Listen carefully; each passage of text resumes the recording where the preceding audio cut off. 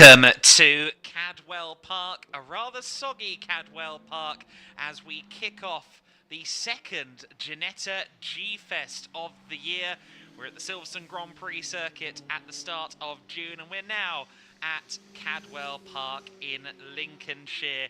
Qualifying already ongoing for the Pro Tyre Motorsport Ginetta GT Championship on the circuit. We'll start talking about that in a few moments' time. But this event, the G-Fest, another opportunity to celebrate all things Ginetta and the 65 years of the company founded by the Walkit family, the Walklit family, now of course headed by the Tomlinsons and Lawrence Tomlinson. The Ginetta GT Championship cars out on circuit. Split grid, of course, in this category. You've got the GT5 cars, the Ginetta G40s, and the G56s. The Ginetta GT Pro class element of the Pro Tyre Motorsport Ginetta GT Championship.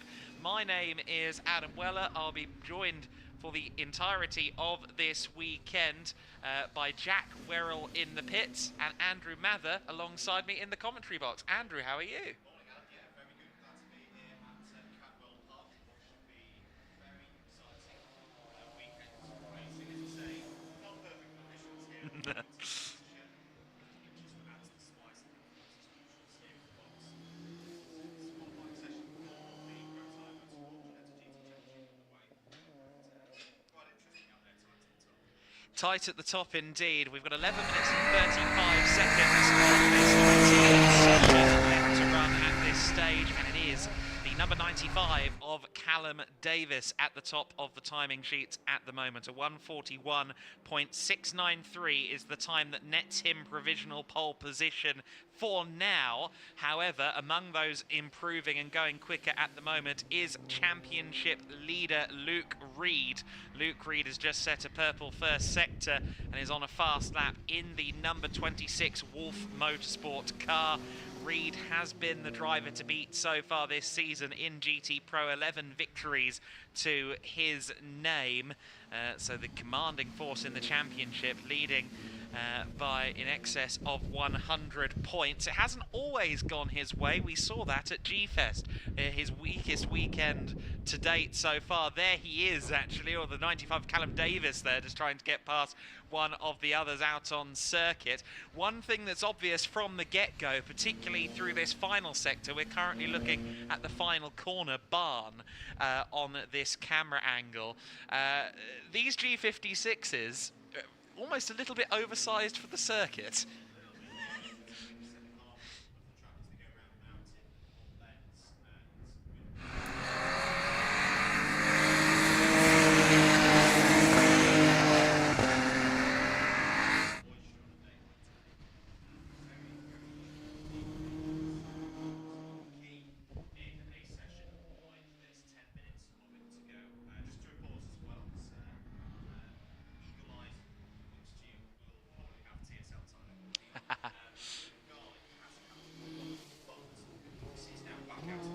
So for anyone following the number 71 in GT5 Pro, the Zentex Motorsport car has been in for some quick repairs. I think a broken wheel is what we heard from the mechanics outside our commentary box. But he is now back out on circuit, and let's see if he can set a good lap time.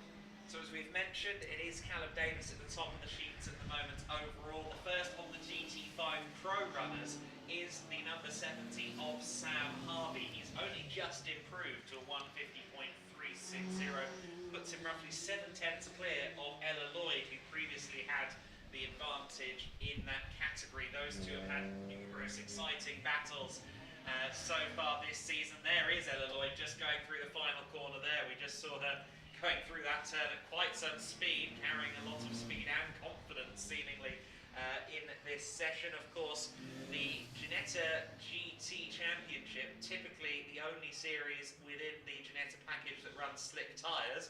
That's not a factor. However, they do have racing wet tyres, which should still have a bit of a performance advantage over the tyres we'll have on the juniors and the Ginetta GT Academy cars. All three categories running this weekend, of course, and we'll talk more about the other two categories in a little while 8 minutes and 20 seconds of the session left to run then. The last lap time across the line is the quickest, and the last lap time belongs to Ruben Haig. So Ruben Haig, the 1:40.763, has just topped Davis's lap time by the better part of a second. Very impressive. Yeah, and good preparation for that lap as well. I noted that Haig was just trying to find a bit of space out there on circuit, so particularly again through the second part of the course where it is tight, it is difficult to overtake in dry conditions, never mind wet conditions here. He did a bit of prep for that one, went for a fast lap, and good reward there with that 1:40.7. Ella Lloyd has also gone back to the top of the GT5 order with a 1:48.710, so almost a second clear of Sam Harvey.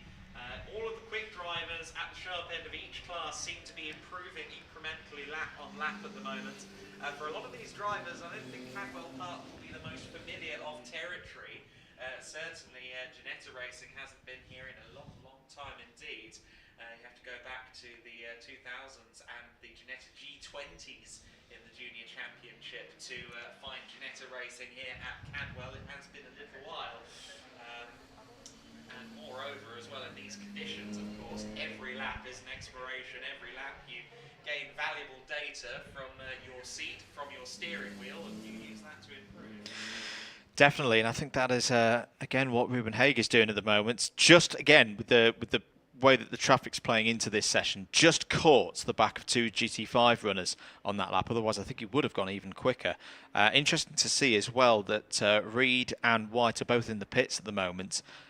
Davies has now come back out the pits. I wonder if there's a few drivers seeing Haig's times and considering, is the track getting faster? For those not at the circuit, it's very fine rain. It's persistent at the moment here at the track. And I just wonder, once you get a few cars running round, it's not standing water out there on track. Do you get to, I wouldn't say a dry line, because look at it, it's very, very wet out there, but a line which has got a little bit less standing water on it, and if you can get hooked in on that one, you could get a good lap time in.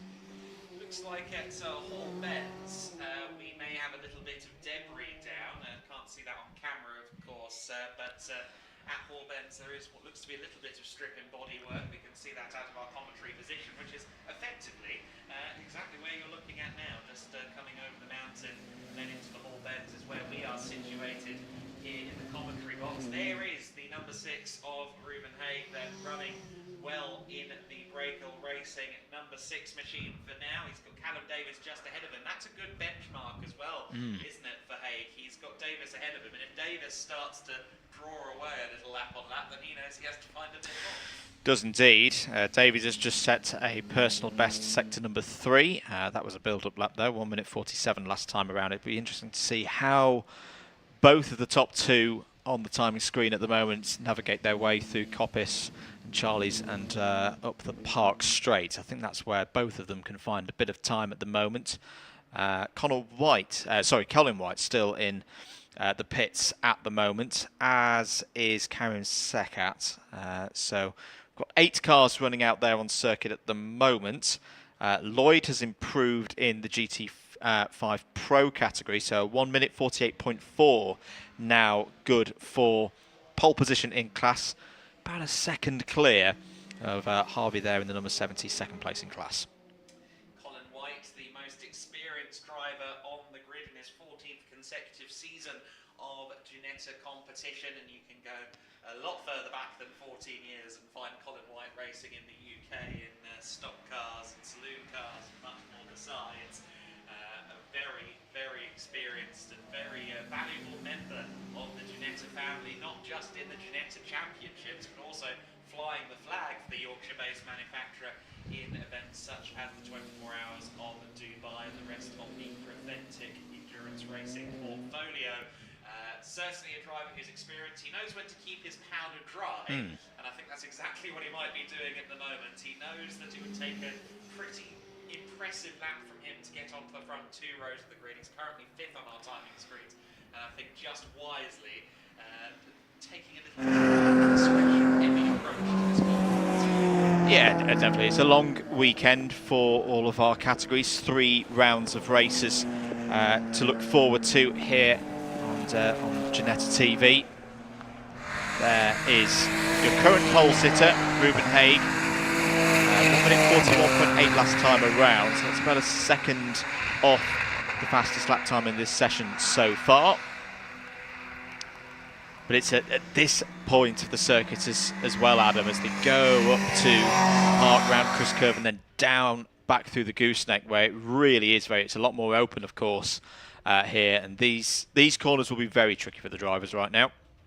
They will be, definitely. There's a lot of interesting cambers and also a few quite heavily banked corners as well, which means that it can puddle up quite easily on the inside of a few corners. I'd say gooseneck, there will probably be some water. The mountain as well, before the mountain, and there will likely be quite a bit of water. Red flag has been waved with 2 minutes and 36 seconds remaining on the clock. So red flag has been waved. We're not sure for whom just yet. It will not be Carl Garnett, Colin White or Karen Sekat, because all three of them are registered in the pit lane, and I imagine we'll see the others trundle into the pit lane slowly but surely, and we'll be able to use the power of deduction on that front.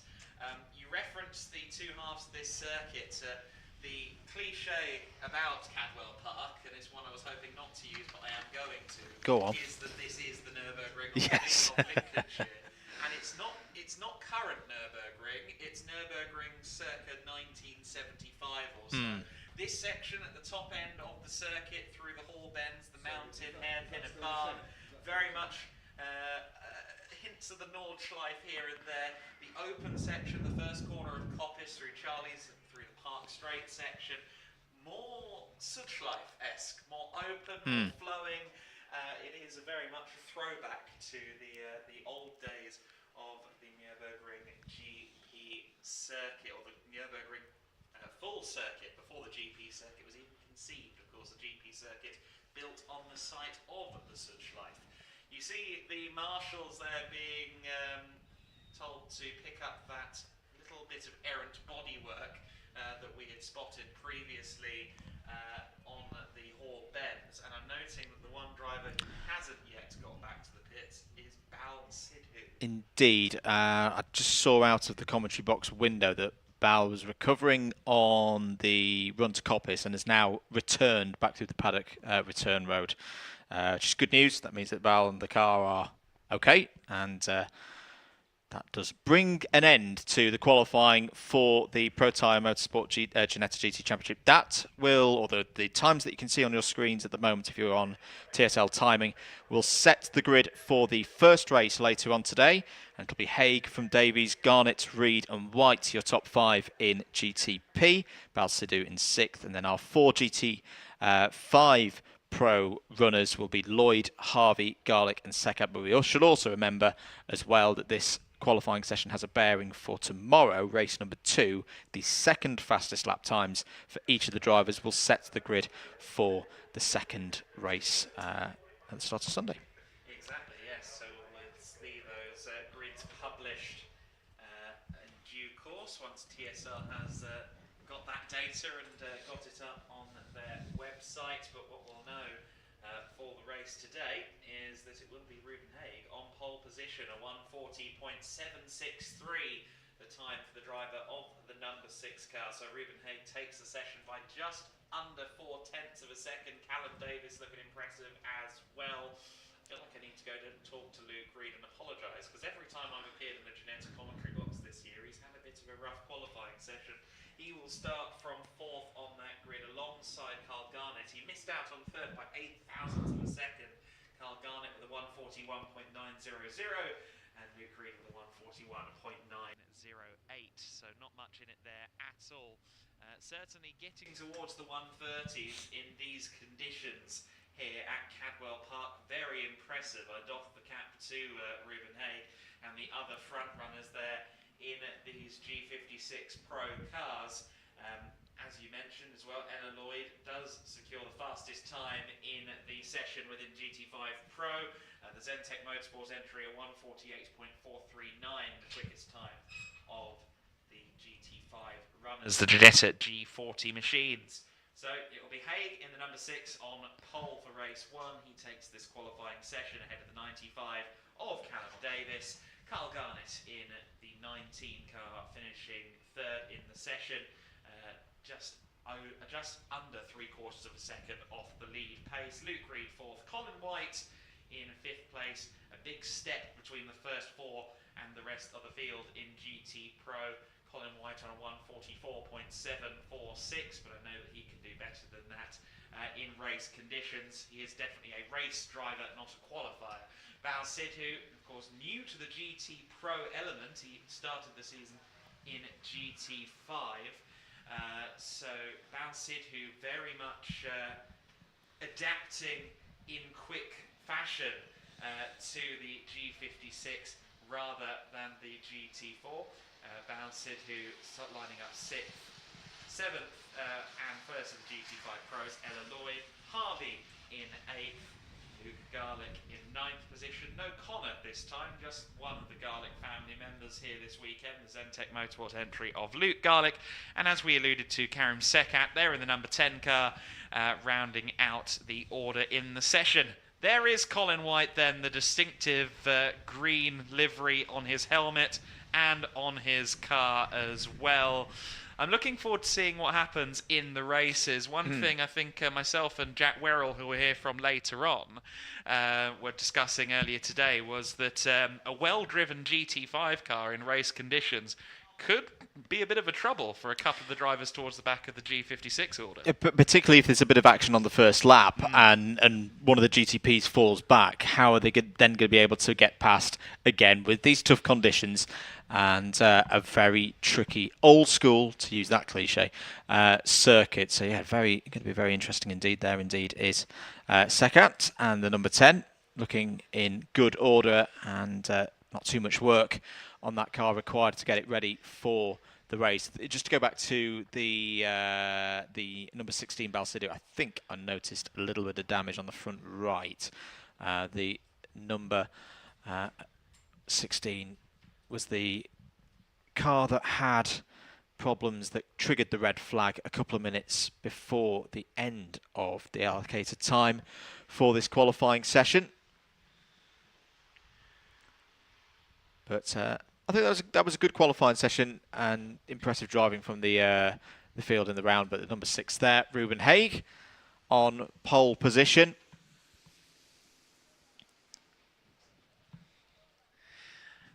So there is the number 6 car of Ruben Haig, the Gardex-backed machine.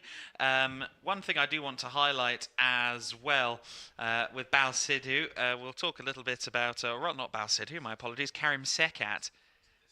Karim, the 52-year-old Morocco driver, he lists his occupation as a wizard at Oxford Engineering. What he means is he's an engineer at Oxford Engineering. Karim Sekat, you yourself are an engineer, so you can relate to the wizardry on that front. Karim has a long-term ambition to move up into GT3 racing, but for now is looking to become competitive within the GT5 Pro order. Karim likes to have a bit of a high adrenaline life. He also has done over 100 jumps as a skydiver. There is the remnants then of Bal Sidhu's front end. That car looking a little bit worse for wear. He's previously done 4 seasons in GT5, so he's well used to driving Ginetta machinery, but I'm sure moving up to this 3.7 litre V6 GT car, it's very close in performance to a GT4. This must be a big step up for Bal, particularly at a circuit like Cadwell. It is. I think all credit to him for doing so. Ran in this car for the first time at Snetterton, which was a predominantly dry weekend, so I wonder if this might be one of the first times that Bal has been out on circuit in this level of rain. The wet conditions, you can see a bit of grass in the splitter there as well, but doesn't look like, let's say, he's been able to drive the car back to the holding area, so I don't think there'll be too much work required on the number 16 to get it ready for the first race, a set of races later on today. No, I don't think so. Obviously, this is also the most local round of the season to the Yorkshire base of the Ginetta company, so I suspect that if the spares and repairs department are going to arrive en masse anywhere, it would be here at Cadwell, not just because of the locality, but also the reputation of the circuit, so I'm sure there's plenty of spares there for them to repair Balsidhu's car before the race to come. You see Sam Harvey's 70 car there as well, Callum Davis's 95 too. I think it's so interesting having these two specifications of cars sharing a grid. They're very different machines, aren't they? They are, but I think it's a very good proving ground, especially for anyone looking to move through the Ginetta system and then maybe onto further GT categories, that to have that multi-class aspect. It takes place in so many different sports car categories within the ladder, so it makes for some great racing that we'll see later on today, and good experience for the drivers. So the Ginetta GT Championship cars waiting there at the moment. The Pro Tyre Motorsport Ginetta GT Championship have had their qualifying session, and it will be Ruben Haig who will be on pole position for the race to come later on today. We will have a race for each championship later on in the day. So plenty of racing action to come on this Saturday here at the Cadwell Park circuit. That first race for the Pro Tyre Motorsport Ginetta GT Championship will come at 2:14 p.m. Then we will have Juniors and GT Academy before we wrap up today's programming. But of course, qualifying is our focus for now, and our next qualifying session will be the Michelin Ginetta Junior Championship, which really so far this season has been the story of one driver in particular, that driver being someone who has broken records already, the most winning season in Ginetta Junior's history being recorded by one Freddie Slater already, and we've still got 3 rounds to go. Freddie doubling up his first season in car racing here in Ginetta Juniors with an existing and thriving career within karting. Obviously, Andrew, that's your background, karting. You know a lot more about go-karts than I do. I know he's a world and European champion, but tell us about some of his recent exploits. Very much so. I was lucky enough to be present 2 weeks ago in Italy, where Freddie put on a masterful performance in the KZ2 category. To put this into context, FIA karting gearbox categories tend to be dominated to an extent by the Italians, the Swedes, the Dutch, Max Verstappen winning that one of the KZ titles, of course, 10 years ago. And first year in KZ, or KZ2, and not only at the years of 14 getting to grips with the kart, which is there's not really many long track gearbox circuits here in the UK. To get to the point, he got on top of things, won the championship at his first attempt, and became the first British driver in 26 years since a certain J. Button won in a gearbox category back in 1997. So that was kind of the momentous thing of, like, Brits don't tend to have that much success in gearbox. A lot of success in direct drive, and of course Freddie Slater has already won European and world titles in those categories. But to step into the world of gearbox and KZ2 and be that dominant and that consistent, that's what we've seen here in the Ginetta Juniors this season. Not just the speed, but the consistency and the calmness with which he's racked up all these race victories. It's the Freddie Slater way from what I've seen in the last couple of years, and I really do think he's a star of the future. Very much the case, and I was just going to remark, you referenced Button there, 1997, so that was the year I was born, and I was going to make a big point of that. But moreover, Freddie was born in 2008, so not just the first British champion in the category within his lifetime there in the KZ karts, but also the Jensen, the previous British champion, was already in Formula One. Indeed. Months away from starting a championship-winning campaign when Freddie was born in August of 2008. And you also think of the number of British drivers, particularly in this scene, of course. I think of Lando Norris. Yeah. not putting down Lando Norris's credibility at all. I'm a big fan of his work, but Freddie was able to achieve something that multiple British drivers who've gone all the way up to the very top of the sport were not able to achieve. That was the level of achievement for Freddie Slater 2 weekends ago, and he's very much on his way for more success here in Ginetta Juniors. There are our Ginetta Juniors ready to go out for their qualifying session, which once again, as we saw with the previous qualifying session, the fastest lap times for each driver in this session will set the grid for the first race later on this afternoon. The second set of lap times will set, second fastest for each driver will set the grid for race number 2 tomorrow. For race number 3, for those wondering, that will be determined by the race finish order for race 2 tomorrow. So no impact on race 3 and the grid for those races from this qualifying session. But very key to get your weekend off to a good start, Adam, in a packed Ginetta Juniors field. 20 or so drivers that we've had throughout the course of the season. Very good field this. And again, I think the track positioning around the circuit at the moment is going to be a very important aspect for the drivers for the next 20 minutes or so. It's a very new grid as well. Just the 2 non-rookies have registered points so far this year, those being Luca Hopkinson and Alicia Palmovsky.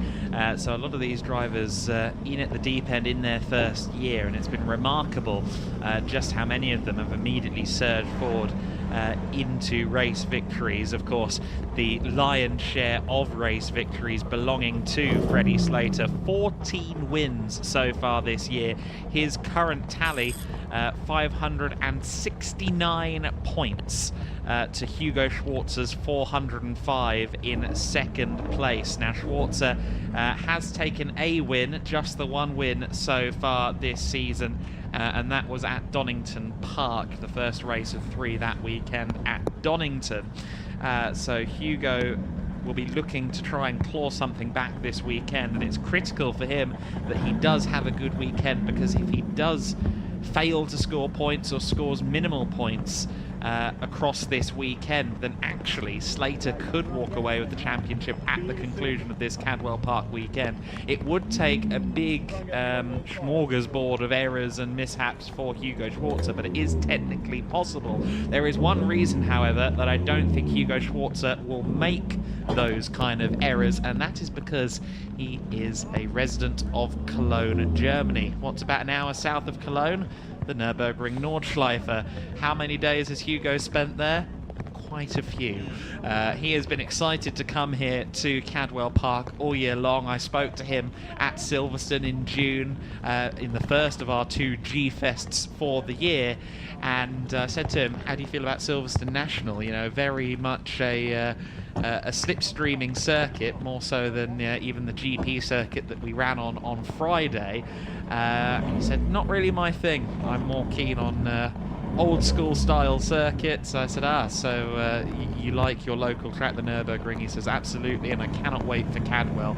I think if there's anywhere where Hugo Schwarzer is going to thrive, it will be a circuit like Cadwell Park, because he has been riding shotgun at the Nürburgring on the Torreston Farton track days for pretty much the entirety of his life.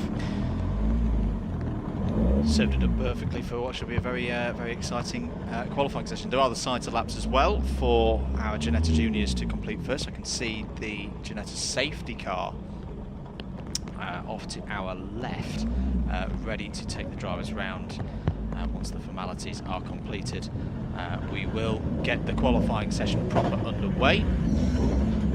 Just the 3 flying laps, of course, in qualifying for the juniors, and it is, as you mentioned, I mean, 2 of those laps will contribute to grids, and so numerous times we have seen drivers further down than you'd expect. Finn Harrison, for example, he was lining up at the back of the grid a couple of times during G-Fest at the Silverstone circuit in June.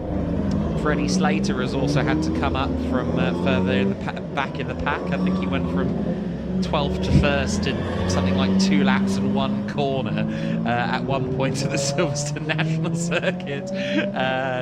Freddie has had a couple of challenging qualifying sessions as well, but just the 3 flying laps, which means that 66% of their competitive running will count towards the grids, and you don't really have many opportunities to make mistakes. You've got to be on the money from the start. Absolutely. You've got to get to grips with this circuit very quickly and how the conditions are there. I think the one solace probably for the drivers in that respect is, as to use the persistent word again, the track conditions, whilst tricky, probably aren't too different to what they experienced in warm-up this morning, because we've just had this level of rain that's kept flowing through the circuit since around 8 o'clock this morning.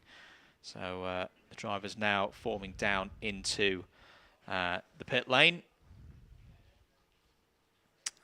In a short time, we'll see the qualifying for round 19 of this year's Michelin Ginetta Junior Championship get underway. Thank you for joining us here on Ginetta TV.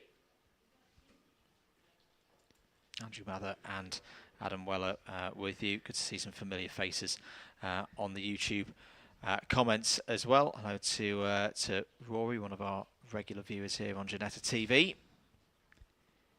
Yeah, the Ginetta TV platform has been bringing action all season long in the Ginetta sphere, and will continue to do so at this G-Fest weekend. One thing I do recommend you go and look back on, maybe at a different time, not while we're live with this event, but it's well worth looking back at G-Fest to look at the LMP1 runs at the Silverstone Grand Prix and the Silverstone National Circuit on the Friday, Saturday and Sunday at G-Fest.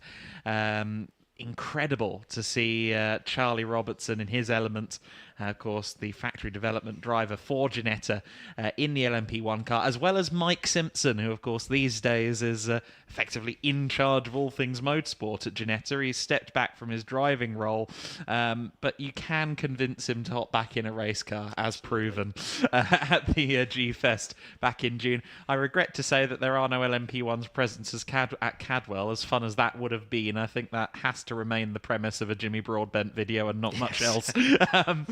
For numerous reasons, but we're still going to have a brilliant celebration of all things Ginetta here at the G-Fest. G-Fest 2, I suppose you could say, in a sense, or G-Fest North, maybe like the Car Fest. There's a Car Fest South and a Car Fest North, but it was more G-Fest Midlands and G-Fest North. We're not going to Thruxton or Castle Combe, so you can't really claim South for Silverstone. But these Michelin Ginetta Junior cars, this is going to be really interesting. These youngsters will not have driven, by and large, at a circuit like this before. In a car. Obviously, we're at Snetterton most recently, Silverstone before that. You can make a case that's close to Alton, where the season opened, and Donington to a lesser extent as well. But Cadwell is very much a one of one in terms of the UK circuits. There's not much that comes close. Indeed. We've had a question come in on the chat whilst we're waiting for the qualifying sessions to drive. Would you rather drive the race cars or the V8 manual safety car? I think on a day like today, I think I'd probably prefer to be in the race cars. Wrong answer. Wow.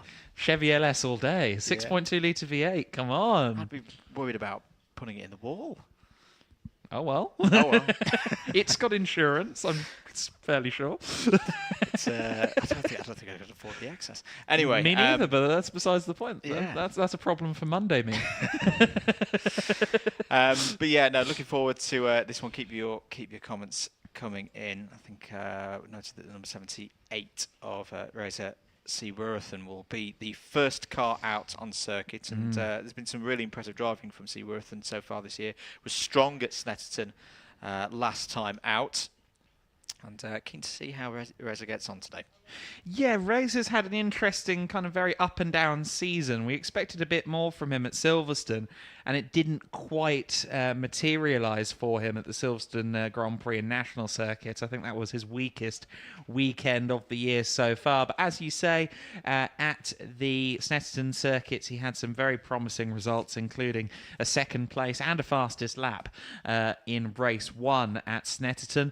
But a study in contrast now heading here to the Cadwell Park circuit, so we'll need to see what materializes. It's worth noting, of course, the cars were here on Friday. They were testing on Friday, and the fastest of our drivers here on the Friday was Chase Fernandez. Chase, the Ginetta Junior Scholarship winner from last year in his scholarship season, just the 5th driver to take a victory in his scholarship season. Which is an impressive statistic all of its own. Of course, he was 14 years and 1 day old when he won his Ginetta Junior Scholarship. So he was just eligible. I understand took a year mostly out of karting to get ready and prepare and be as ready as possible for the Ginetta Junior Scholarship. I also believe he was the first driver to score perfectly in the media training aspect of the Junior Scholarship, the first driver to ever do that. So Chase Fernandez dedicated himself to all aspects of the Ginetta Junior Scholarship criteria before winning the scholarship, and he has been doing a good job so far this season. We saw him take his first car race victory on the Friday at G-Fest at Silverstone. His first ever win in a car came at the Silverstone Grand Prix circuit, and if you saw that race, if you saw the interview with Peter Snowden afterwards, you can attest to how special that was for Chase Fernandez, and I'm very interested to see how he progresses. Yeah, as I say, he's had a bright season, and we'll be learning a lot this year, and I think particularly this weekend. As I say, not many of the drivers know this circuit very well, and then you throw in these conditions where it feels more like October at the moment than July. This is all experience that will serve these drivers forward in their careers. So I agree, very much looking forward to see how Chase Fernandez gets on this weekend. Yeah, Chase with 2 wins in the book so far this season, 2 wins as well as 1 apiece in terms of second and third place finishes as well. He currently sits 7th in the standings. Cars are now released from our pit lane then, and the session is live. The clock is ticking. The qualifying session ahead of round 19 of the Michelin Ginetta Junior Championship, and we'll see how things shape out here. There goes the man we're talking about, Chase Fernandez. You've already seen Freddie Slater, Reza Suwarathan, and a few others head out onto the circuit. Elite Motorsports, Hugo Schwarzer heading out onto the track. He will certainly be one to watch, as will that man, Charlie Hart, currently 4th in the standings in that number 50 car. There's the number 26 of Henry Jocelyn heading out onto the track as well. The 51 car, Eddie Robinson, he's had some flashes of brilliant so far this year. The R Racing team worked together very well at Silverstone. You can't always count on teammates working well, even at a slipstream circuit such as the Silverstone National Circuit. There's Alicia Palmovsky's number 21 car as well. Can Alicia get some victories on the board here? She is yet to take a win so far this season, but has been on the podium 5 times. So we'll see if Alicia can get a win on the board. Keen to see how Mikey Porter gets on in this session, Adam, because I noted in warm-up, Mikey was looking quick. Yes. Probably the closest challenge to Slater. It was a slightly disrupted warm-up earlier on this morning for the drivers. And he's got a decent bit of track position out there as well. I think he was 3rd in line heading out on circuit. Yeah, just comes by the start commentary box. So let's see what another one of the R Racing entries can do this weekend. There is a mighty puddle at the Hall Bends. The apex, the second apex at Hall Bends has become something of a lake. It's very entertaining to watch them through there. You see the water also kind of forming a stream there between Coppice and Charlie's, where our cameras are currently pointing. Standing water is certainly a factor, and while the rain is slightly more light than it was a half hour ago, it is still falling, and it hasn't really stopped falling at any point today, so it's only going to get worse. It is, and that's the thing, we've not had cars running around since the red flag. Didn't mention that, actually, right at the end of the GT Championship qualifying, Luke Reed had a huge moment, saved it through the Hall bends. Right. So it was tricky at that point when we'd had cars running around for 20 minutes. We've now had a number of minutes with no cars to say that that puddle has formed. It's more on the it's around the exit of the second part of Hall bends. But drivers taking a lot of speed in as well and getting quite tight to the curb. And we'll see how the times come in. There's the number 31 of Felix Livesey. Felix still in his first year in car racing.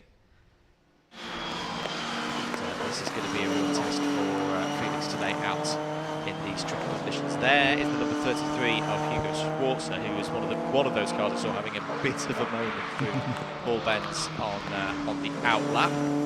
Now around the far side of the circuit. So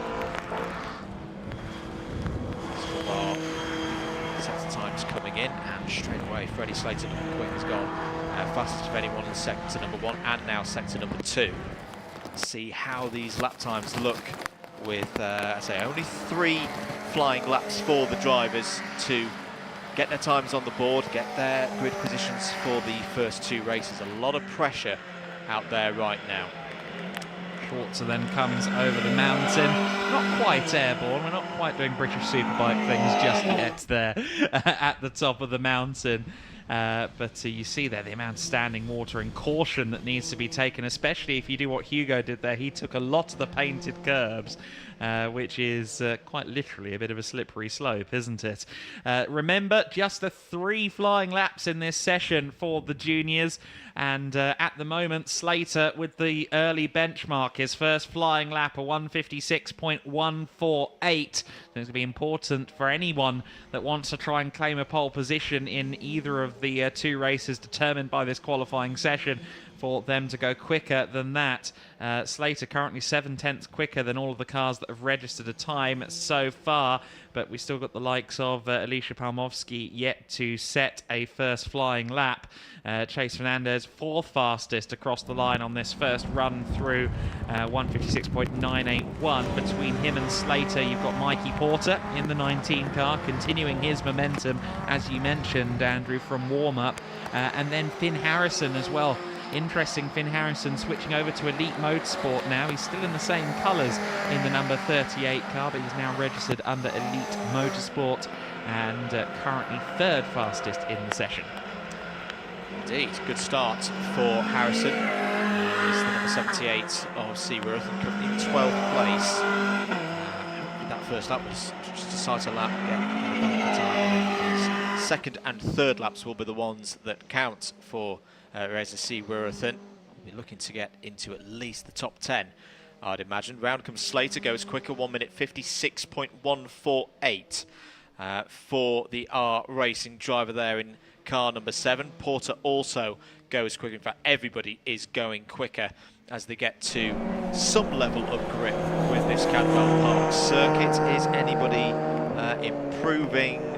Top of the timing screen, Slater 154.940, improves on his own pace by 1.1 seconds, and well, as it stands, almost 2 seconds quicker than anyone else out there. And just watching the times tick through, I don't think anybody is even close to a 55, much less to 54. Freddie Slater suddenly showing his hand. Absolutely, and it's in some ways similar to what I was seeing a fortnight ago in the FIA KZ2 karting at Sarno. Very different conditions. It was 35 degrees air temperature and more when you took humidity into account. So it was hard work physically for the drivers. Well, that was a similar story. And to get out there, get a lap time in a very short space of time, and he's done so again here at Cadwell in the Ginetta Juniors. It's a stunning lap time, nearly 2 seconds quicker than anybody else. Yeah, really impressive stuff from Slater. He and the rest of the field now on their final flying laps. A bit of an off-track moment there for one of the R Racing cars, Mikey Porter in the 19 it was. The 26 car just heading up to park at the moment. Wide line there taken by Jocelyn, Henry Jocelyn. who has moved up to 4th fastest in the session on his last flying lap. And Alicia Palmovsky moves up 9 spots on her second flying lap as well, a 1:56.779. Palmovsky goes second quickest, but still 1.8 seconds off Slater. Yes, but I think that's one of the best qualifyings of the year from Palmovsky, and gives Alicia a really good opportunity to get a best result of the year so far. First race for all of these drivers will be later on today. You will be able to see it here on Ginetta TV. Jocelyn around towards us here at Paul Benz, taking a lot more inside curve. And say Jocelyn was having a few problems earlier on in this session with the entry there to Paul Benz, so he's got on top of that very quickly. But I think that is pretty much bringing us to an end, as Chase Evans has gone in there with a good lap time towards the end. Hops into second place in our timing screen at the moment. Yeah, 1:56.748, goes a little bit quicker than Alicia Palmovsky then, starting to show a little bit more of the pace that he displayed yesterday in testing, but a 1:56.7 still a ways off of Slater's 54.934. Incidentally, on his last flying lap, Freddie Slater did improve a little bit more, just a few hundredths worth of improvement, but he lowered the bar further to a 1:54.934. Alicia Palmovsky registered her third and final flying lap time, and it was not an improvement to 1:57.348, so I do think that is her second fastest time. We'll see if that proves effective otherwise on the grid for race 2 in due course. But Freddie Slater looks as though, based on the fact he's got 2 laps under 1:55 when no one else is able to get beyond the 56s, that's 2 pole positions. It will be for Freddie Slater. Very impressive performance indeed from the championship leader. Times coming in, you can see Seaworthen is up to 8th place. That's a good improvement from Razor. Seaworthen was down outside the top 10, at least on the fastest lap times. It was track on the second fastest lap for Seaworthen, but that's a good improvement. Jocelyn, you can see on your screens here in car number 26, the PrepTech UK run entry, currently in 5th place in the standings. Into the pits comes Freddie Slater and Mikey Porter, so our drivers who started at the front of the field have completed their qualifying efforts for this morning here at Cadwell Park.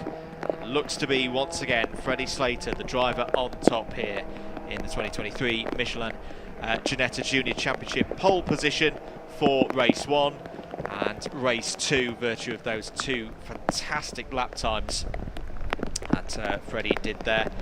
Good qualifying session, and I think it's got to be said as well, very tricky conditions, completely clean session, no off-track excursions as far as I was aware there.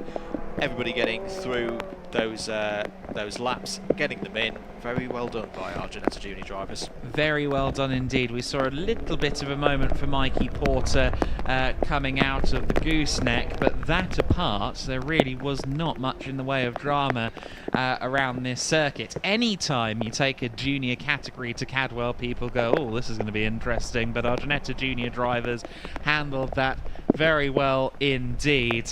And one thing I will say as well, don't make a mistake in regard to the competitiveness of this order. If you've watched any of the juniors so far this season, you'll know that Freddie Slater almost never has it his own way in races. Yes, he seems to have quite the knack for being in the lead when it matters at the very end of the race, but Freddie has often had to fight tooth and nail for his results, and he's not the only one with an impressive karting CV either. Henry Jocelyn has been a vice champion in Junior X30s in the IAMA Euro Series, for example. There are, lots of drivers that come into this Ginetta Junior category this season with an impressive CV.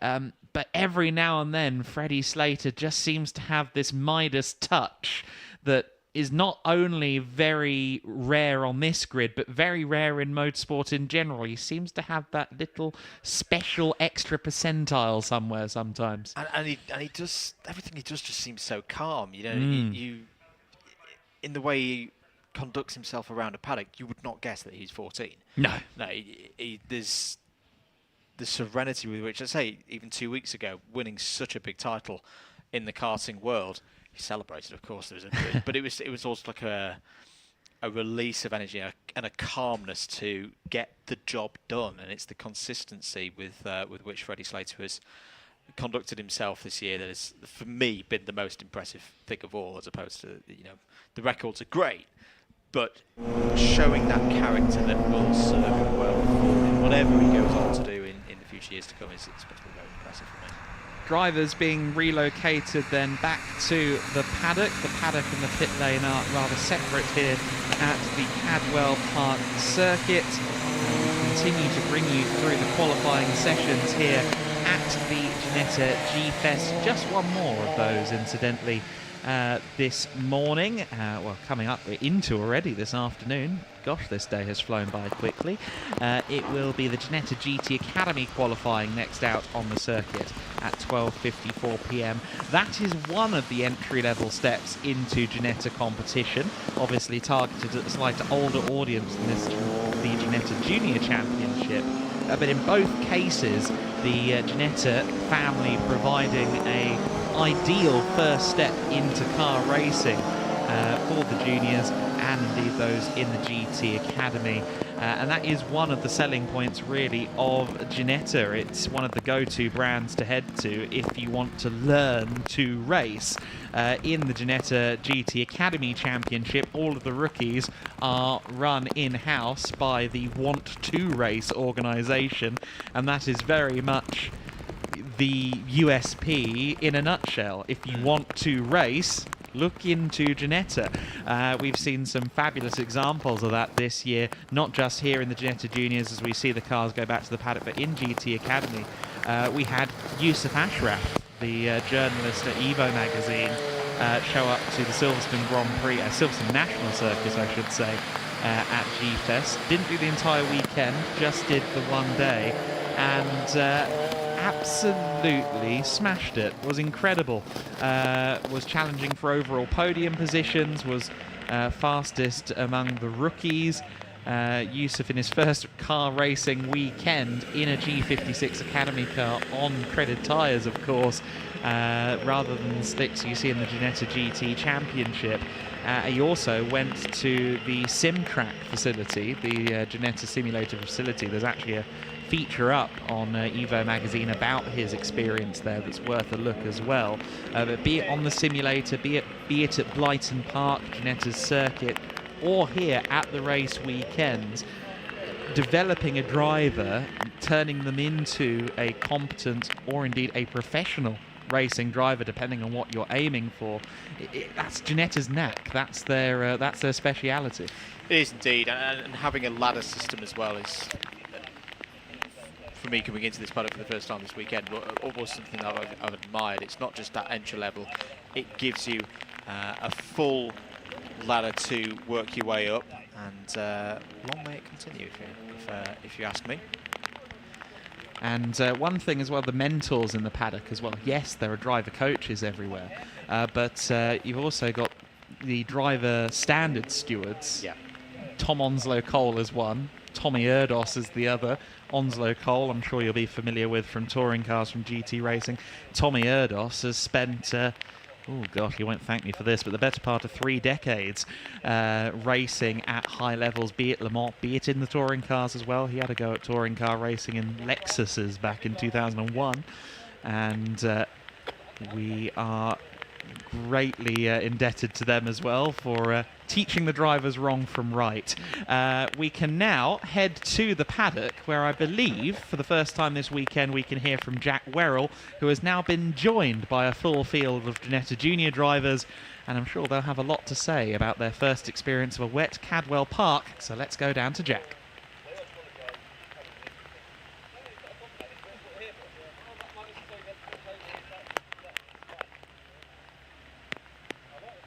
Welcome to what is quite a soggy Cadwell Park. It's a beautiful circuit, commonly referred to as the mini Nürburgring due to the elevation change and how the circuit evolves over the lap. But unfortunately, it's all wet today. We are currently in the scrutineering bay. This is where all of the drivers will return after their session. So obviously we're at the end of the second qualifying session of the weekend. This one for the Ginetta Juniors.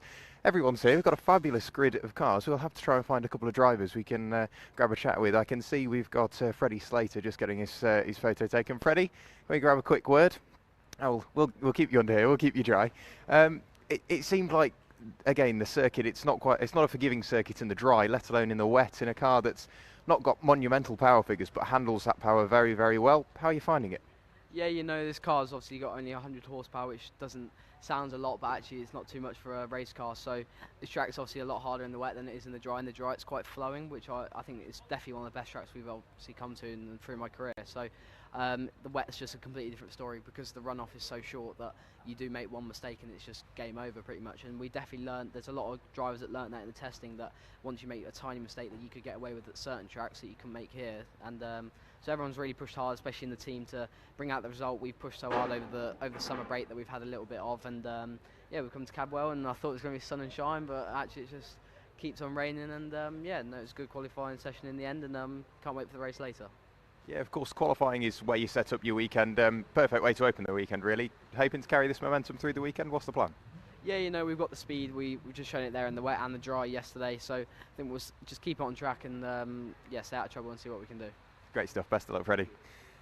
So a quick chat there with Freddie Slater, no stranger to knowing what he's doing behind the wheel of a Ginetta Junior. We've got a couple more drivers. I do need to try and grab a chat with somebody else. Who can we grab?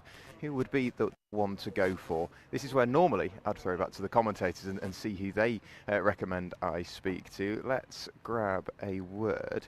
We'll grab Mikey Porter. Mikey, you okay for a chat? Yeah. We'll go in the dry. We'll keep you dry. So, Mikey, again, similar question to Freddie. A tricky circuit in the dry, let alone in the wet. How are you finding the conditions? Yeah, obviously very hard, a lot harder in the wet. There's a lot more going on, but we've done a lot of pre-season testing here, so that helped a lot. But yeah, just really hard in the wet, but all right results.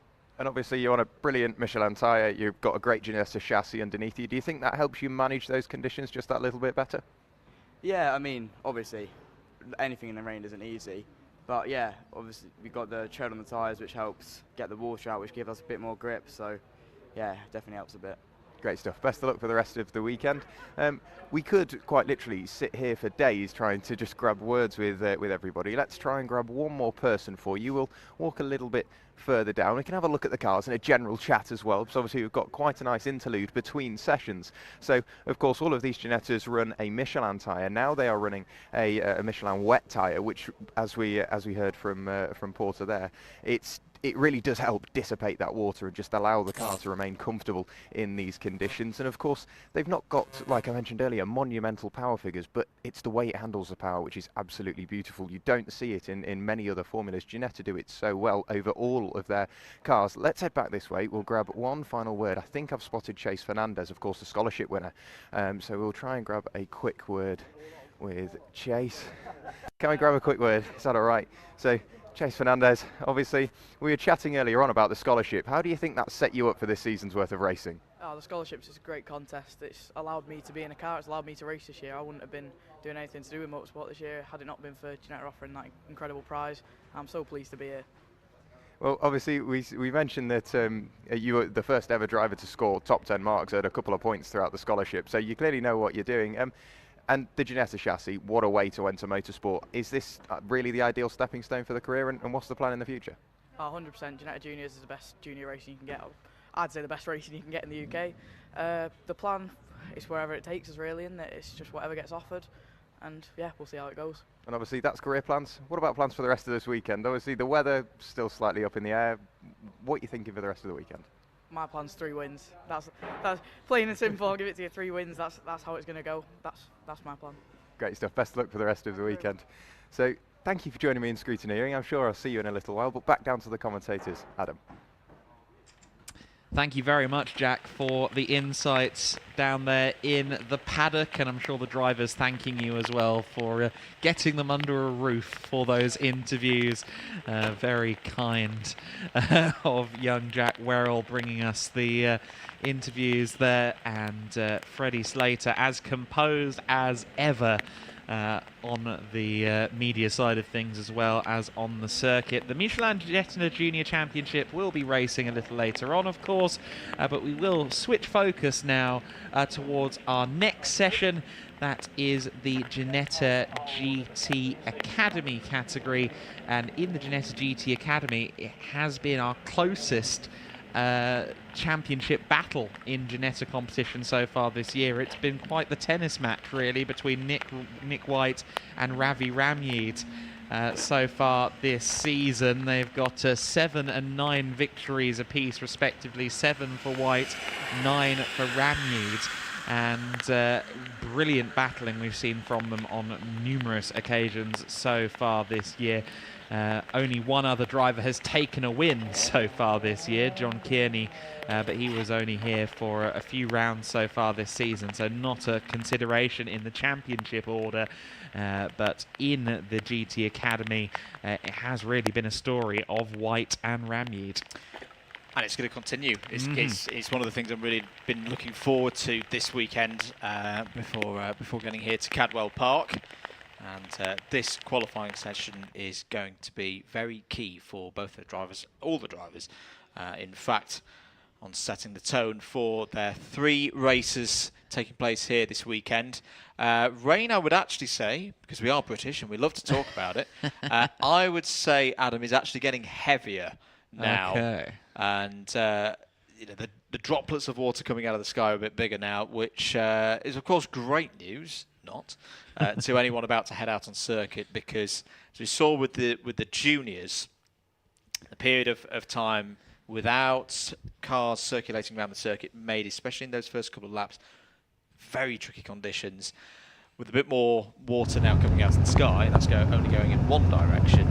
This is going to be a very interesting couple of early laps exploring for our GT Academy drivers, who can see they're preparing already prepared to head out on circuit for qualifying, and they will have had that practice warm early on this morning. But yeah, I would say the level of standing water a bit higher than we saw rounds ago. Yeah, absolutely. Bulletin on the TSL timing screen says planned start time 12:54 for this session. I can assure you, as it just ticks over to 12:30, that we're not going to wait that long, and I know that because they've just signalled that we are ready for the session. The clock has started ticking down, and the Ginetta GT Academy cars make their way on to the circuit. Another story, we see the car there, the number 33, Matt Shaw. Matt Shaw in the 33 car has absolutely dominated the rookie class this year. The ex-professional footballer has been a cut above the rest so far this season. His closest competition in the rookie class is Emma Tomlinson, one of the 3 Tomlinson sisters, the daughters of Ginetta's man in charge, the chairman, Lawrence Tomlinson. Emma's not here, nor is sister Lucy.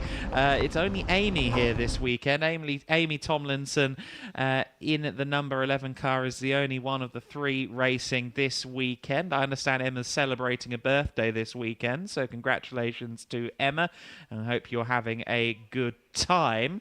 But Amy, the managing director of Ginetta, I imagine she has to keep these dates free on the calendar, and indeed hops back into the race car once again. It has been compelling to see that inter-family rivalry, the sibling rivalry taken to a racetrack. Always fun to watch. Absolutely.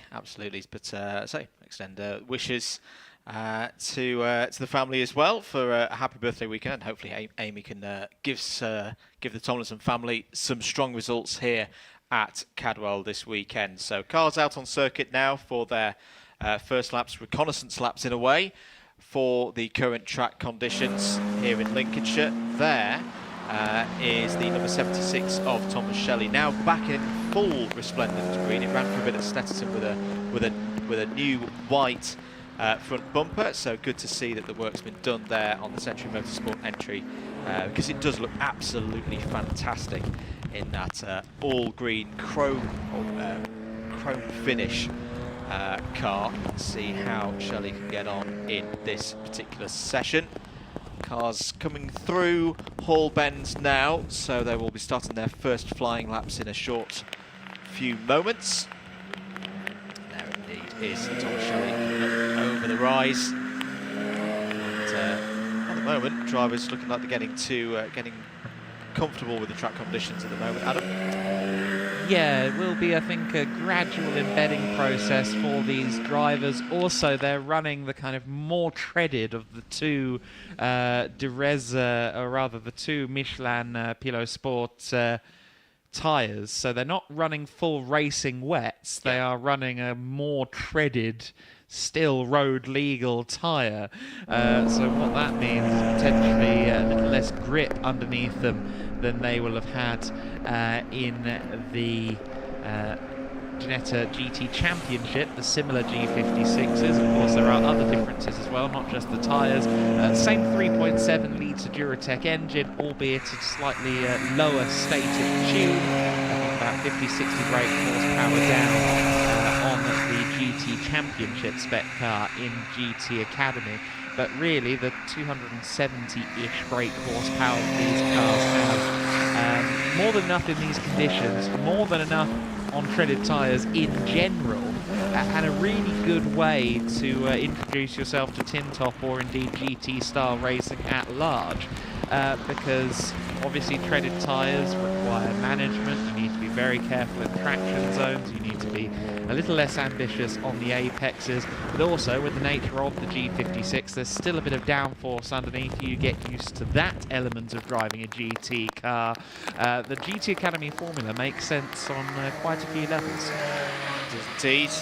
And, we've already seen the higher levels where maybe some of these drivers will be moving on to in future years out there on the circuit. Early stages of this qualifying session. Ravi Ramyeed is fastest, a 1 minute 49.6 is his fastest lap time. He's just popped in another 1 minute 49, so consistent lap times coming in already from the Century Motorsport entry.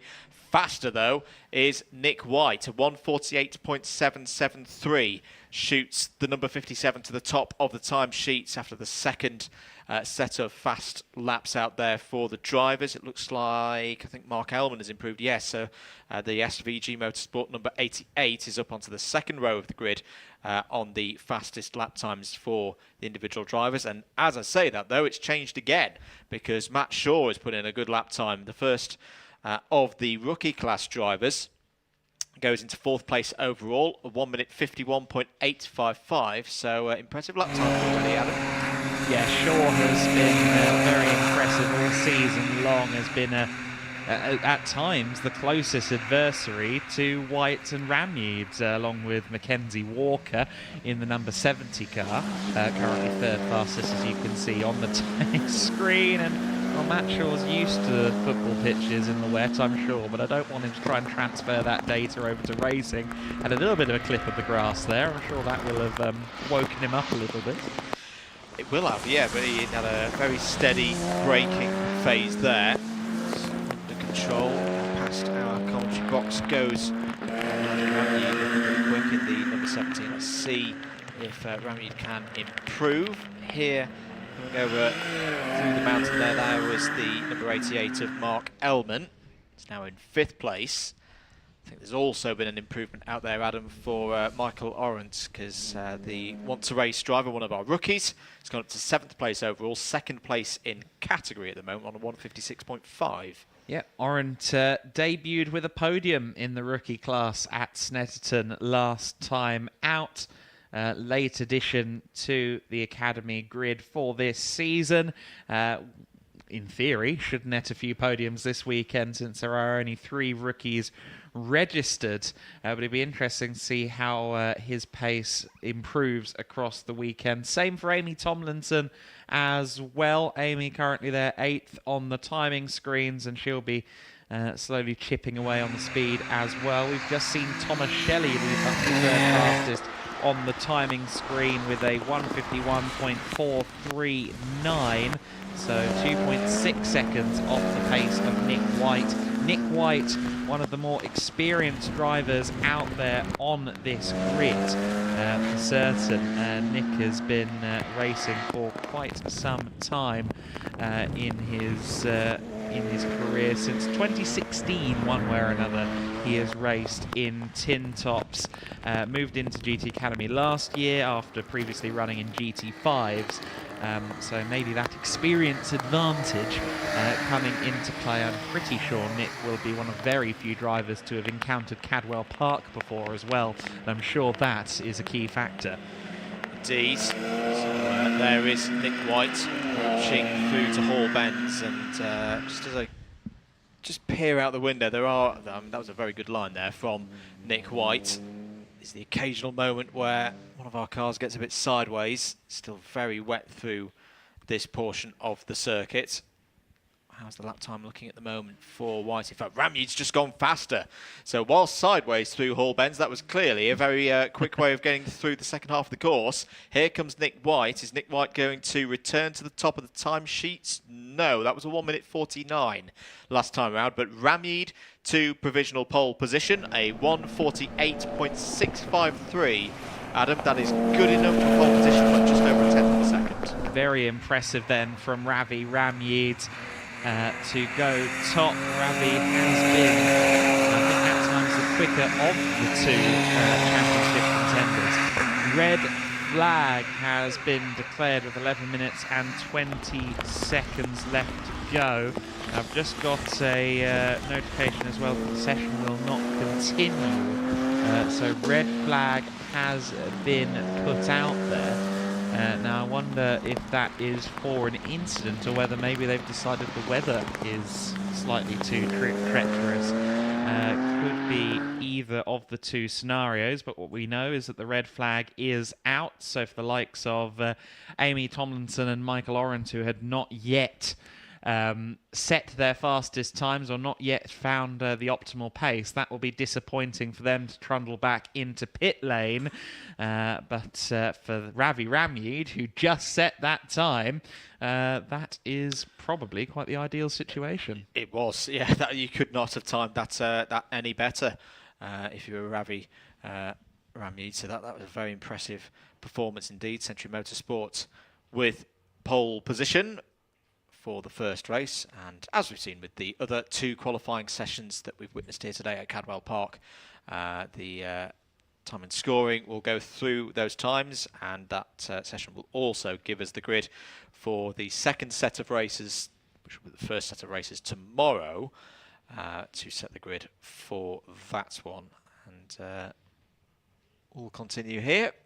As we say, not 100% sure on what the cause of the red flag is, but as we know, the times will stay as thus because the session will not be restarted, and that will conclude our qualifying sessions here for the Saturday part of this Ginetta G-Fest weekend here at Cadwell Park. And yeah, we've seen some great driving so far this morning and the early afternoon, Adam.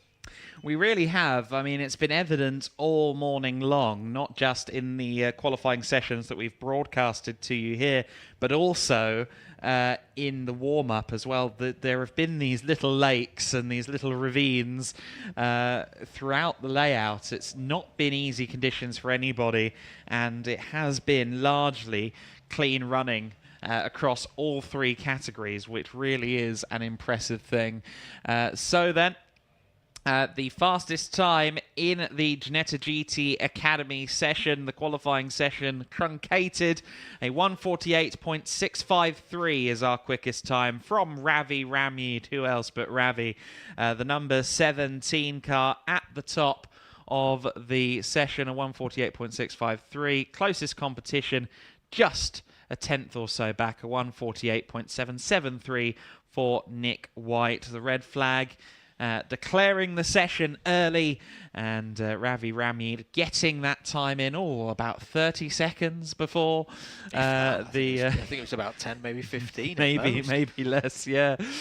Just getting that time in the nick of time. Also improving right there at the end. Mark Elman got to third fastest in the number 88 car, 151.268. And Elman will be happy to be third on the grid ahead of Thomas Shelley. Mackenzie Walker fifth fastest, and as has often been the case, the rookie order, the fastest of them is Matt Shaw in his number 33 car, the distinctive green and black W2R machine. Amy Tomlinson, the number 11 car, due to line up 7th, and Michael Arant will line up 8th on the grid in the Ginetta GT Academy. So then, as I'm sure you'll be aware, our race is set to start at 2:14 p.m. We are now into lunch break, so our next sessions will be races. Now, officially on the timetable, 2:14 is meant to be the start of the race. However, because we've broken for lunch at 12:40, one would anticipate an earlier start to the race as well. So provisionally, a 14:10 restart of our program here at Ginetta G-Fest to bring you the racing action. However, keep stationed, keep an eye on the YouTube feed if you want to see the racing action, because it could well start a little bit earlier. We want to try and beat the rain here today at Cadwell Park. So the Pro Time Motorsport Ginetta GT Championship set to begin just before 2:15 local time here at Cadwell Park, but we might go a little bit earlier than that. Wait and see. We'll bring you information as soon as we can regarding when the racing will begin. What we can tell you is it will be the Pro Time Motorsport Ginetta GT Championship with their first of 3 races this weekend next on the circuit. But for now, we'll take a break from the broadcast in the commentary box. So from Andrew, from Jack in the pits, and myself, Adam, we wish you a good lunchtime. We will go and seek lunch, as you should too. Make sure you join us for the racing later on this afternoon.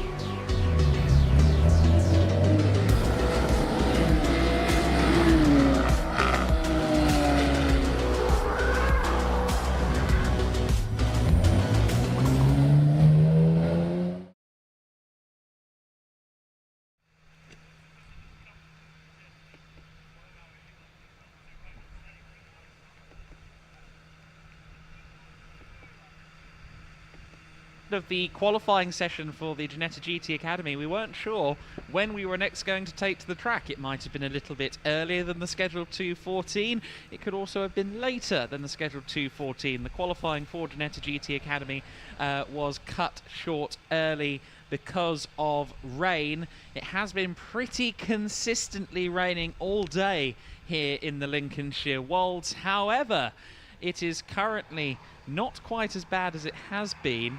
I think it's about the driest it has been so far today, which is not saying much. But the conditions are raceable, and racing is exactly what we are going to do. Starting off with the Pro Tyre Motorsport Ginetta GT Championship. We're expecting the cars to be rolling in a few moments' time. They will have their 18th round of the season here at Cadwell. Their first and only race scheduled for today here at the G-Fest Cadwell Park. It will be a 20-minute race. 20-minute race that Ruben Haig will start from pole position. Myself, Adam Weller, in the commentary box here, joined once again by Andrew. Andrew, it's been one of those days that we've always kept an eye on the clouds and gone, it's not going to be uninterrupted, but thankfully, at least for now, it's raceable. In some ways, it's been quintessentially British. Yeah. We've spent most of the day talking about the weather, and we will continue to do so, of course. But no, it's great that we're going to be able to go racing here at Cadwell Park. Very much looking forward to this. As I said, we're going to talk about the weather more and more. I would actually say that, yeah, that this is the best conditions that we've had so far today since I arrived at the circuit. It is still raining, but very, very fine rain, light rain. The puddles, as I look out to my left through Hall Bends that we were talking about, particularly during the Ginetta Junior qualifying, have pretty much subsided all the way. So yeah, not too bad out there. The drivers will have to take it easy, of course, particularly in the early stages of this race. But we should be in for a good one here. Bit of a mixed-up grid as well. Yes, certainly a mixed-up grid. We'll talk about the grid a little bit more in due course. Myself, Adam Weller, Andrew Mather and Jack Werrell in the pits as well, bringing you the broadcast here at the G-Fest Cadwell Park, the second standalone event, the second G-Fest of the year for the three Ginetta racing categories, the Ginetta GT Championship, the Ginetta GT Academy, and the Michelin Ginetta Junior Championship. The first was at the start of June at Silverstone, part of the celebration of 65 years of the Ginetta mark that was founded by Bob, Ivor, Trevors and Douglas Walklett some 65 years ago, and has been rejuvenated over the course of the last 20 years by Lawrence Tomlinson, and relocated to Yorkshire in the process. The Ginetta GT Championship then is the category we will see on the circuit momentarily.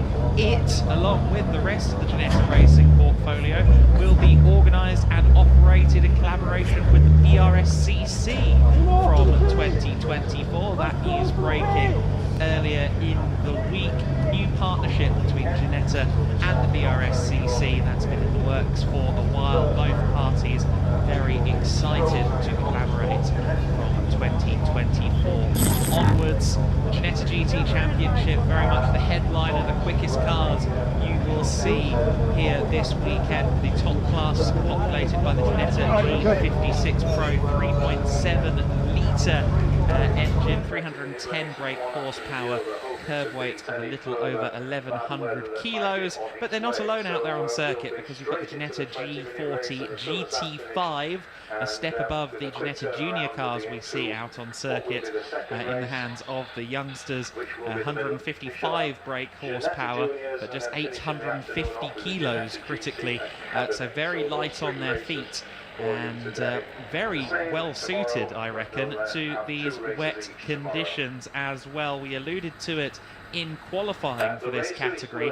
Andrew, that there's potential, certainly in the early stages of the race, for some of the G56s to hold each other up and the G40s to actually kind of get involved a little bit. Yeah, very much so. In particularly because we have heard in our ears stress provisionally because things could change, but we are aware that we think this is going to be a safety car rolling start. Yes. So those GT5s are going to be right on the rear bumpers of the GTP class.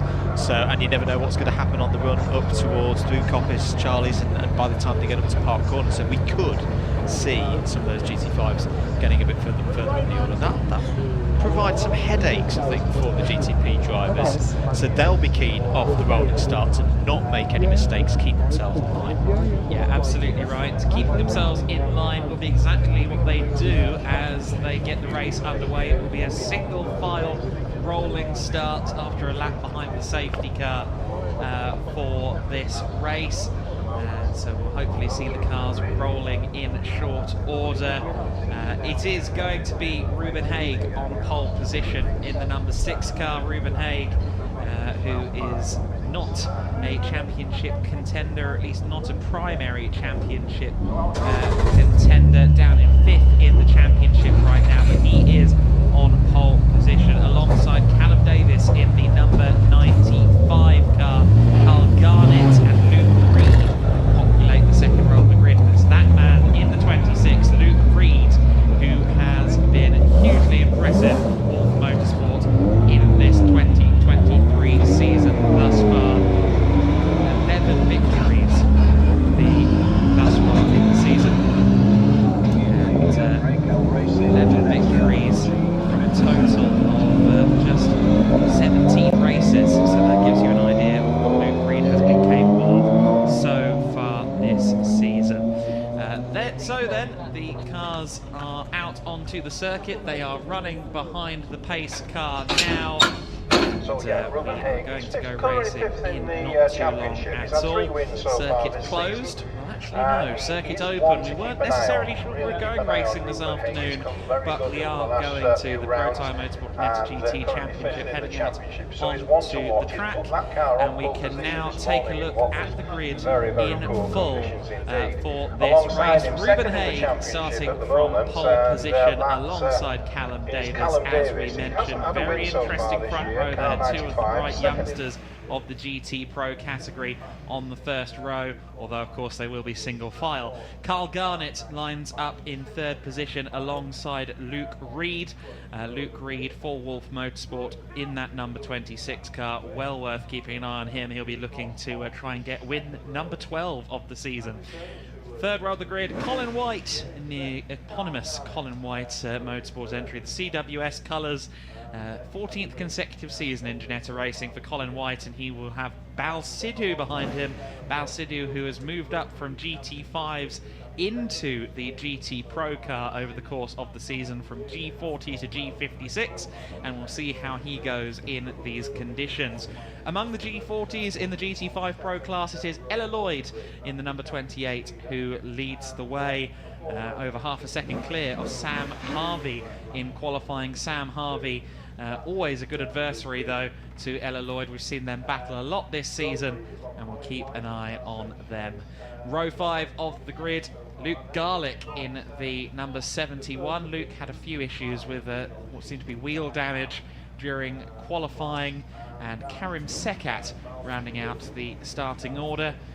Let's see if the Moroccan racer can move his way up through the order.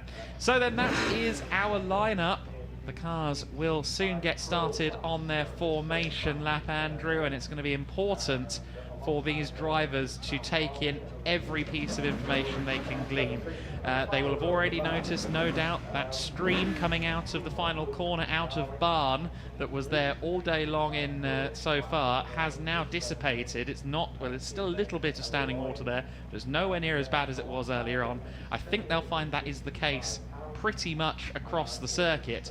But those who figure it out fastest will stand the best chance in this race. Yeah, I love a race in these conditions where it's a bit of an unknown for the drivers, because it really is both a mental and a physical test for everyone out there who can be bravest, who can pick up those conditions the quickest. And of course, with them going on what will be a slow, relatively slow formation lap and pace car lap, that they're not going to be able to feel that much back through the car, so they are going to be trying to pick out those visual references of what was different this morning during qualifying, and go from there really, and exploring into the unknown, at least for so far this weekend, and a great opportunity of course for Ruben Haig to kind of get his season back on track and start a strong run to the end of the year, you would hope. The driver 5th place in points has had a success so far in terms of race victories, 3 race victories so far this year. So we know he can do it. It's just looking for that consistency now, especially in these tougher conditions, to see if he can hold on to the lead. 3 race victories, all of which came on the Friday of G-Fest at Silverstone. The first race win of his day. There were 3 races on the Friday at Silverstone. The first of them was a rescheduled race from the Silverstone 500 weekend. Yep. There was a lot of rain on the Saturday at Silverstone 500 British GT round, so they ran a rescheduled at the Silverstone G-Fest at the very start of the weekend on Friday morning, and then their 2 regular races, their 2 scheduled races for that day, and he managed to take the sweep of all 3. So he's done all of his winning so far in one day. He's looking for a second victorious day here now in these conditions, and he is best placed to do so as the cars head out on to their formation lap. You see there the G56 GTR, the V8 road-going version of the G56, heading the order. I haven't said it yet today, so I will get it out of the way. I absolutely love the fact that the vehicle G56 GTR safety car. This circuit then 2.188 miles in length. As you can see, it undulates significantly. There is tree cover in the final sector as well, which in these conditions is certainly notable. It's a track that is challenging in all conditions, but it's a track that I think in the wet certainly takes no prisoners. And quite breezy as well. I would expect the period of the area of the circuit that we're looking now up through Park and Chris Curve. This, if it's going to dry, will dry quite quickly with that breeze. But yeah, that second half of the circuit, after they've come over the mountain and through Hall Bends and the Hairpin and Barn, you could almost see 2 circuits in one forming here in terms of how wet it's going to be for the drivers. Getting the tyres up to temperature, of course. But this can be a tricky scenario as well. I said they've only had a half lap roll around from the holding area to the pit straight for this formation lap at sedate speed, as to be expected. This will be their only opportunity before the race start proper to get things underway. And it's Ruben Gage on pole position. Callum Davies there in the blue and black number 95. Carl Garnett in 3rd place, Luke Reed 4th. Could be a bit of a damage limitation job here today for round 18. He is the championship leader, and maybe takes a bit of a cautious line on this one, Adam, with you know, a very tight and twisty circuit here at Cadwell Park. It's so easy to overcook it going into Coppice anyway. I think in these conditions they will be extra careful to avoid doing anything too silly. Now let's see if the safety car comes in this time. The official bulletin that I got was that the race will start under safety car. I think that means as the car stays out, I believe that means that they're going to do the first lap of the race under safety car in addition to the formation lap. I'm just waiting to see whether the clock starts ticking. As of yet it has not. So I believe this will be a second formation lap, which is customary. I don't think there was a bulletin to confirm it, but often kept times in the wet weather, they do run 2 formation laps, and that is the case here, and that's the right call. Can't be too careful in this weather. Yeah, no, I absolutely agree that's the call to be made. Just had a quick shot of Balsidou at the rear of the GTP class field. Those of you who were with us for qualifying this morning will note that Balsidou had a small incident. There was a bit of damage to the front right corner of the car. That has clearly now been repaired. Good job by the team during the lunch break, and that's good to see that we are back up to our full complement of GTP cars, joined by the 4 GT5 cars, all GT5 Pro entries headed up by Ella Lloyd, Sam Harvey, Luke Garlick and Karim Sekat here today. And it is Luke Garlick that is the points leader in the GT5 Pro class right now. It's an all Zentech Motorsport top 3. Luke Garlick, the points leader, on 477. Ella Lloyd on 430. Sam Harvey on 343. Over 100 points in favour of Luke Reed at the moment in the GT Pro Class Championship. We believe he can't quite clinch the title this weekend at Cadwell Park's G-Fest.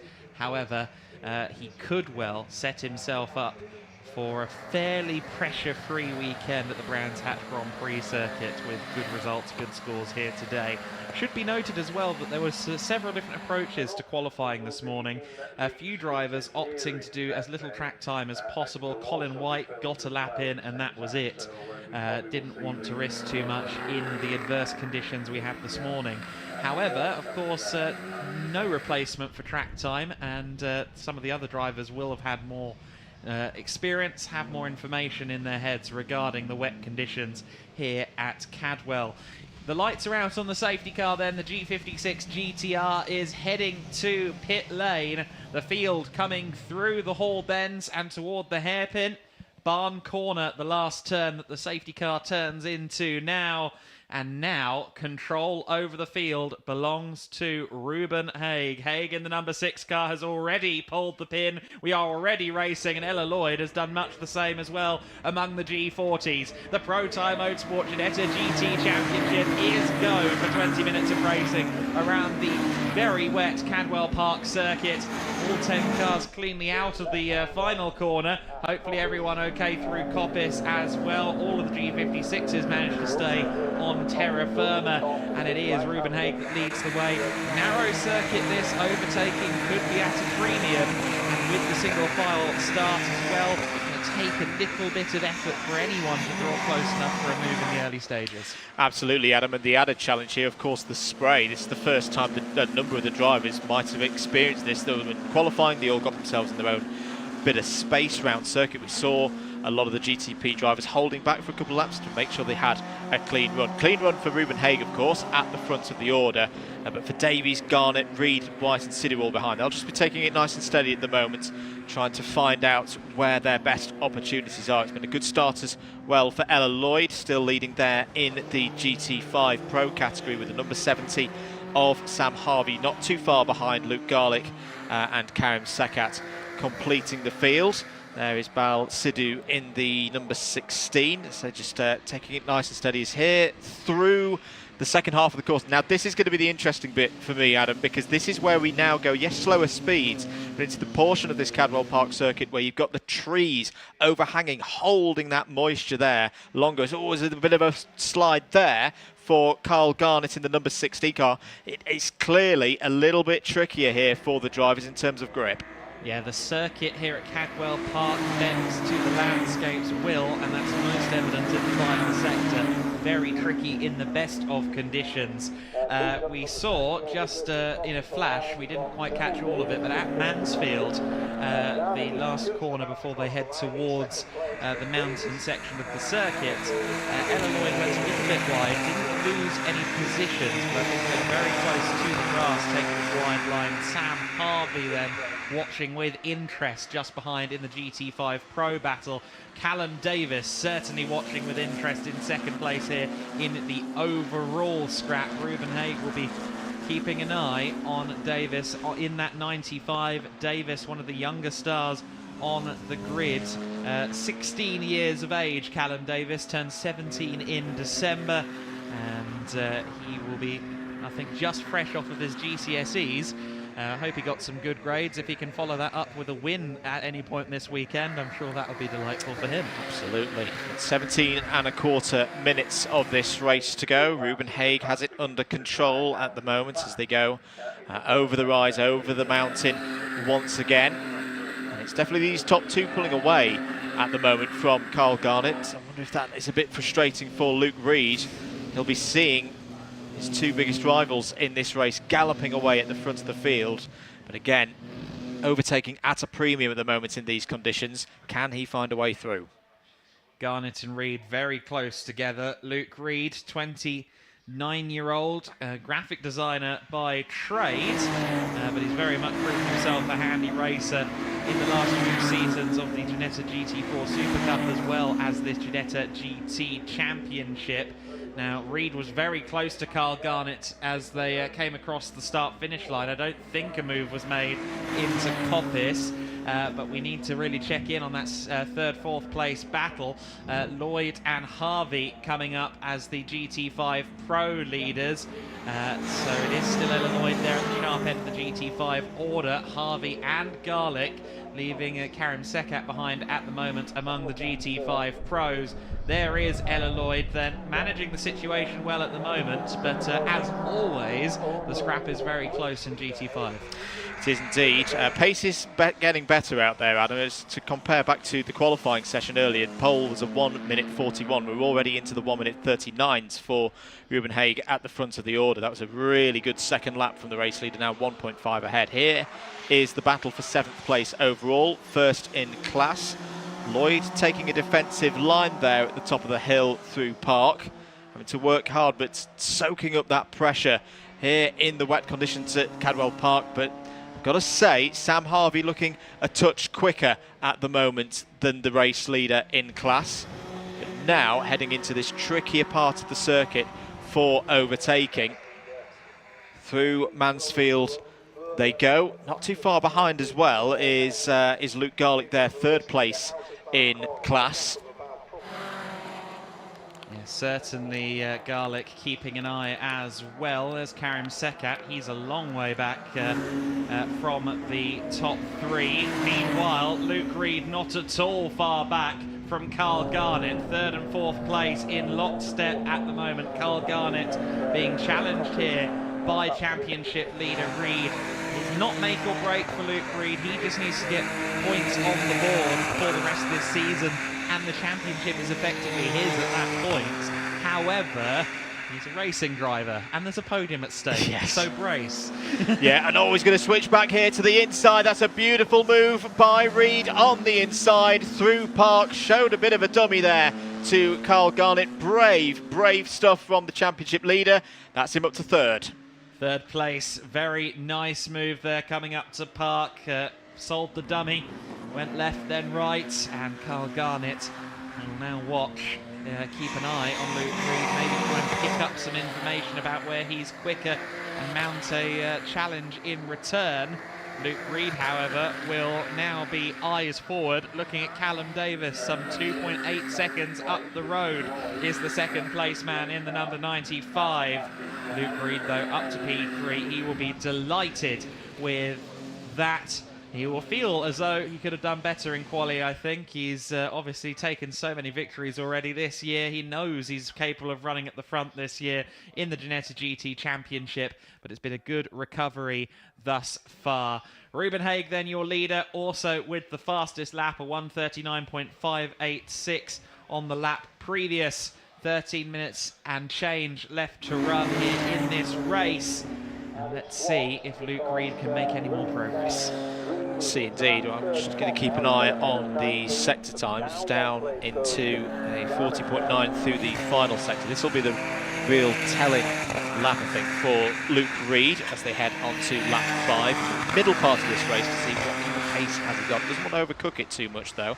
Doesn't want to undo all of that great work in getting by past Luke Garnett. Still the same situation that we reported before in the GT5 Pro category. Ella Lloyd leading from Sam Harvey, but not a lot between those two cars at the last. I can just see them out of the commentary box window. Probably 2 or 3 car lengths between Lloyd and Harvey, but still no way through for Sam Harvey. Here they are, going up through Charlie's, and got to give it to Luke Garlick. Had a difficult start to the day, of course, with damage on the car, came in to the paddock, got it repaired, and a limited number. Dipping a toe there, living right on the edge is Luke Garlick, but doing nicely there in third place. Yeah, the championship top 3 in the Ginetta GT Championships GT5 Pro class at the moment. Not quite running in championship order. Luke Garlick is still our championship leader. Ella Lloyd second in the title fight. Sam Harvey a distant third. He's a not at all distant second, though, in the race at the moment. Very much keeping Ella Lloyd aware of the fact that he is there, and a good run there out of the gooseneck towards Mansfield. Not close enough for a move into the corner. However, Harvey is definitely looking racy. He did, I think, slightly misjudge Mansfield there, lost a car length or two to Ella, also to Luke Garlick, who is now a lot closer to the back of him. But it is a seesaw, a yo-yo effect between these three, very much equidistant. No race win in class yet this year. I think I'm right in saying for Sam Harvey. He's been on the podium a lot, and there's a great opportunity here to break that run of results. 11 minutes to go here of the first race of the day, round 18 for the Pro Tyre Motorsport Ginetta GT Championship. Looking at those lap times, we talked about them earlier. What has Luke Reed been able to do? Well, a 1:40.1, so he's pretty much bang on the pace of Callum Davies ahead, but it's still the number 6 of Haig at the front of the order is consistently putting in these high 1:39s. Really good work by Ruben Haig at the moment, in control of this race. 2.8 seconds is his lead. And just to mention Sam Harvey's record thus far, 9 podiums. So this would be the 10th. If he can get the 10th as his first on the top step, that would be, I'm sure, pleasing in a sense for him. This GT5 battle continuing on, and Sam Harvey looking like he wanted to do a Luke Reed there, but from a lot further back. I'm somewhat glad he backed out of that one.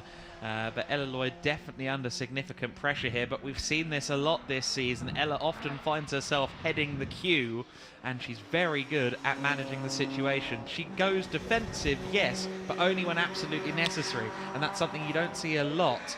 Certainly in the juniors you see a lot of kind of defending where it strictly isn't necessary, and Ella's really kind of worked on her craft well in that regard, as Luke Garlick, for the second time in as many laps, goes rallycrossing. Yeah, that was a rather more yes. a bigger moment on the grass. Not quite all 4 wheels on it, otherwise I think that would have been a bit of a pirouette for Luke Garlick, but it's clearly pushing on here. And not too defensive as well from Ella Lloyd. Sometimes you see drivers with a bit less experience go too far to the inside, and they actually compromise themselves more off the corner. But yeah, very, very good positioning. Good awareness from Ella Lloyd so far in this race. We are into the second half of it now, and Haig extending that lead overall and in the GTP category to 3.1 seconds. And in fact, yeah, Davies pulling away further from Luke Reed. So at the front of the order there, 1, 2, 3 overall, we're looking pretty set at the moment. This is the closest battle on your screens at the moment. Still the lead battle between Ella Lloyd, Sam Harvey and Luke Garlick. Only a couple of seconds covering the 3 of them.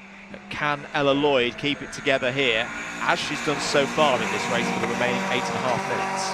So your intervals with just over 8.5 or just under 8.5 minutes left to go. It's Haig 3.1 seconds clear of Davis. The gap between Davis and Reed, as you say, has gone out. In fact, it's doubled in the last 5 minutes from 2.2 seconds to 4.1, so almost doubling over the last 5 minutes or so. Maybe not quite the progress we'd expected from Luke Reed. The gap is now out to 5.5 seconds, as a matter of fact.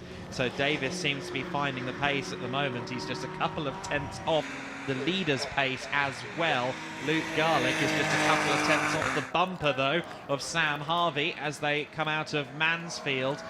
Seems as though when Luke Garlick keeps it on track, he has a little bit of a pace edge at the moment, but he's clearly pushing, and we've seen him push that envelope a bit too far a couple of times already. Indeed. Great opportunity this now for the race leader, because while Sam Harvey's having to think about defending this second place from Luke Garlick, look at that. Ella Lloyd is starting to pull away here, able to focus on a more conventional racing line and not have to park it in the middle of the road and be defensive. This is a great opportunity, the driver there in the number 28 entry, to break away. Just to update you on Karim Sekat as well, still continuing around their 4th place in class. Currently a fastest lap time from second 150.9, personal best last time around. But yeah, it's really starting to get into a good rhythm now for Ella Lloyd. Pulled out a bit more of a gap that time around. 0.8 of a second is the gap. I think it's all eyes on Luke Garlick at the moment to see if Luke can find a way through past Sam Harvey for second place. Of course, the X factor here as well with this GT5 lead battle is the potential for being lapped. And I believe they will, as Garlick closes in on the Park Straight towards Park Bend itself. Ella Lloyd well clear of the second place battle for the biggest lead she's had so far in this race. It's not a massive one, but it is the biggest thus far. Sam Harvey not quite challenged by Luke Garlick. At one point it looked like Luke was very racy indeed, but I think he had to lift out and throttle a little bit on Park Straight. We've got 6 minutes and 10 seconds to go, and I expect that on the penultimate or the final lap, Ruben Haig will close in on this scrap. So that's going to be an interesting factor. How will the top three in GT5 Pro manage being lapped? They've done it ably all season long. They often do get lapped by the leaders, but of course it's one thing to find space at Silverstone Grand Prix. It's quite another to find one here at Cadwell. Yeah, a lot narrower the width of the circuit, of course, than at Silverstone or some of the other circuits that the Pro Tire Motorsport Ginetta GT Championship has visited and will continue to visit this season. But it does also seem to me, Adam, that Harvey and Garlick now starting to almost like in a karting format. I see this a lot in other commentary that I do. Working together, they've closed in that gap back to Ella Lloyd now, and Ella might have to start going back to those defensive lines that we saw earlier in the race. You see a lot of that, particularly in the juniors. You actually see the full-on karting move forward gesture from drivers saying, no, work together, don't work against each other. Ruben Haig has no one to work with, and no need to work with anyone at the sharp end of the order. The gap was 4 seconds last time by, but it will have gone up. Callum Davis losing tenths, if not whole seconds at various points. In fact, there's the confirmation that on lap 9, the lap just gone, Davis lost 2.4 seconds. I think he got rather tripped up in the traffic there. Karim Sekat led him through the Hall Bends and the hairpin, so second place losing time. He's still some 6 seconds clear of Luke Reed, so there's no real danger on that front, but only compounding his second place, only extending the lead, Ruben Haig. And at a circuit like this, circuit of two halves, where you find the traffic is the biggest dice roll of all. Yeah, and I reckon we're two, at most 3 laps away from that meeting happening, because there was an 18-second gap between Sekat and the top 3 in GT5 Pro, and the difference on a single lap is about 10 seconds. But Ruben Haig in control at the moment, looking good, and the pace has been fantastic. 1:39.5 is currently the fastest lap of the race, and just needs to see this one home. I wonder, in a way, does he think about controlling this 6.4 second gap? It doesn't matter if it's 1 second or 2 seconds or even less than that, as long as he crosses the line first, if he's got that option instead of trying to weave his way through 3 fighting GT5s. Yeah, I think to an extent that will be crossing his mind, but if he's comfortable with what he's currently doing, then he should press forward. He will have seen through the windscreen the GT5 leading trio up ahead, though. The gap is about 2 or 3 seconds between Ruben Haig, our overall race leader, and the top 3 in GT5s. They're all going through the first and second corners pretty much together at the moment, so critical moment for Ruben Haig here. There is your top 3. Ella Lloyd still leading the way from Harvey and Garlick, but Ruben Haig on the horizon. Yeah, it's not going to be too far behind. Ella Lloyd has held that gap at 3/10 last time around, and yet indeed is now having to go down the middle of the road defensive. Here comes Haig, gets by Luke Garlick. Now that could actually be a bit of good news for Luke Garlick, that he's been lapped in a quieter region of the circuit. This could get very tricky for Harvey and Lloyd to navigate through this quicker car that's behind them without losing too much time themselves. Yeah, it's a bottleneck at the gooseneck section of the circuit, as the big G56 dwarves the top 2 cars in the G40 class, and Sam Harvey had to take the outside line there. Ruben Haig now closing in on Ella Lloyd, and he should be able to sneak up the inside here. No, Ella Lloyd standing her ground. She doesn't want to lose out to Harvey in the process of losing out to Ruben Haig. Haig now being quite badly held up here in the G40 sandwich as they go through the Hall Bends. at least the defence for Haig at the moment is that whilst he's got one GT5 ahead of him, Callum Davies has got two GT5s immediately ahead of him to navigate away through. Down the inside goes Haig. I actually think that was quite well managed by Ella Lloyd to stand her ground, not concede track position and go off the racing line. That's benefited her. We'll see what the gap is as they come over the line. It's 1.3 seconds. She's gained a second there by good race management whilst being overtaken by the faster car. Good driving. Yeah, Haig lost 2 or 3 seconds to that. I think you'd have something to say about it in a more critical situation, but that's not what we're in at the moment. What we are in is the final lap of the race with 1 minute and 13 seconds left to go. I believe Haig crossed the line just about after the threshold there. This should be his final lap of the motor race. Callum Davis now navigating the GT5 cars, gets past the third and second place machines, and as you rightly say, Ella Lloyd has given herself a nice cushion there with her traffic management. Sam Harvey getting a wheel on the grass. That grass is very soon going to become mud and only more treacherous with it. Yeah, and with bigger fields to come, I think that we could see some excitement up there when we get to the juniors in the not too distant future. 30 seconds on the clock then. Ruben Haig in full control. The traffic giveth and taketh away, I feel, right now, because Callum Davies is probably going to have the same scenario that Ruben Haig had on the previous lap. Yes, is indeed. Luke Reed's still running round, by the way. I think we'll be actually quite pleased with third place, given that he started P4 on the grid. Blue flags being shown for Ella Lloyd. 5 seconds to go. It's been a very good run for Ruben Haig. We expect to see the checkered flag this time around. There is time complete. The checkered flag waves, and Ruben Haig wins round 18 of the 2023 Pro Tyre Motorsport Ginetta GT Championship in comfortable fashion, in very uncomfortable conditions. Second place will go to Callum Davies. Ella Lloyd takes victory in GT5 Pro. A very, very well managed race from pole position. Third in overall and GTP for Luke Reed. The GT5 podium is completed by Sam Harvey and Luke Garlick. Good first race of the day here, Adam, for G-Fest at Cadwell Park. Very good victory for Ruben Haig. So there you go, 4 from 4 on G-Fest day ones now for Ruben Haig after taking 3 wins on the first race day at Silverstone in June. Ruben Haig will bring himself closer to Colin White as well in the championship standings with that win. It's Luke Reed still going to, of course, be the championship leader, however. Ruben Haig then with a brilliant victory, 20 minutes and 5 seconds. He timed that well to just about cross the line after the 20-minute mark and was well into the 1:39s on his quickest laps as well. Very impressive.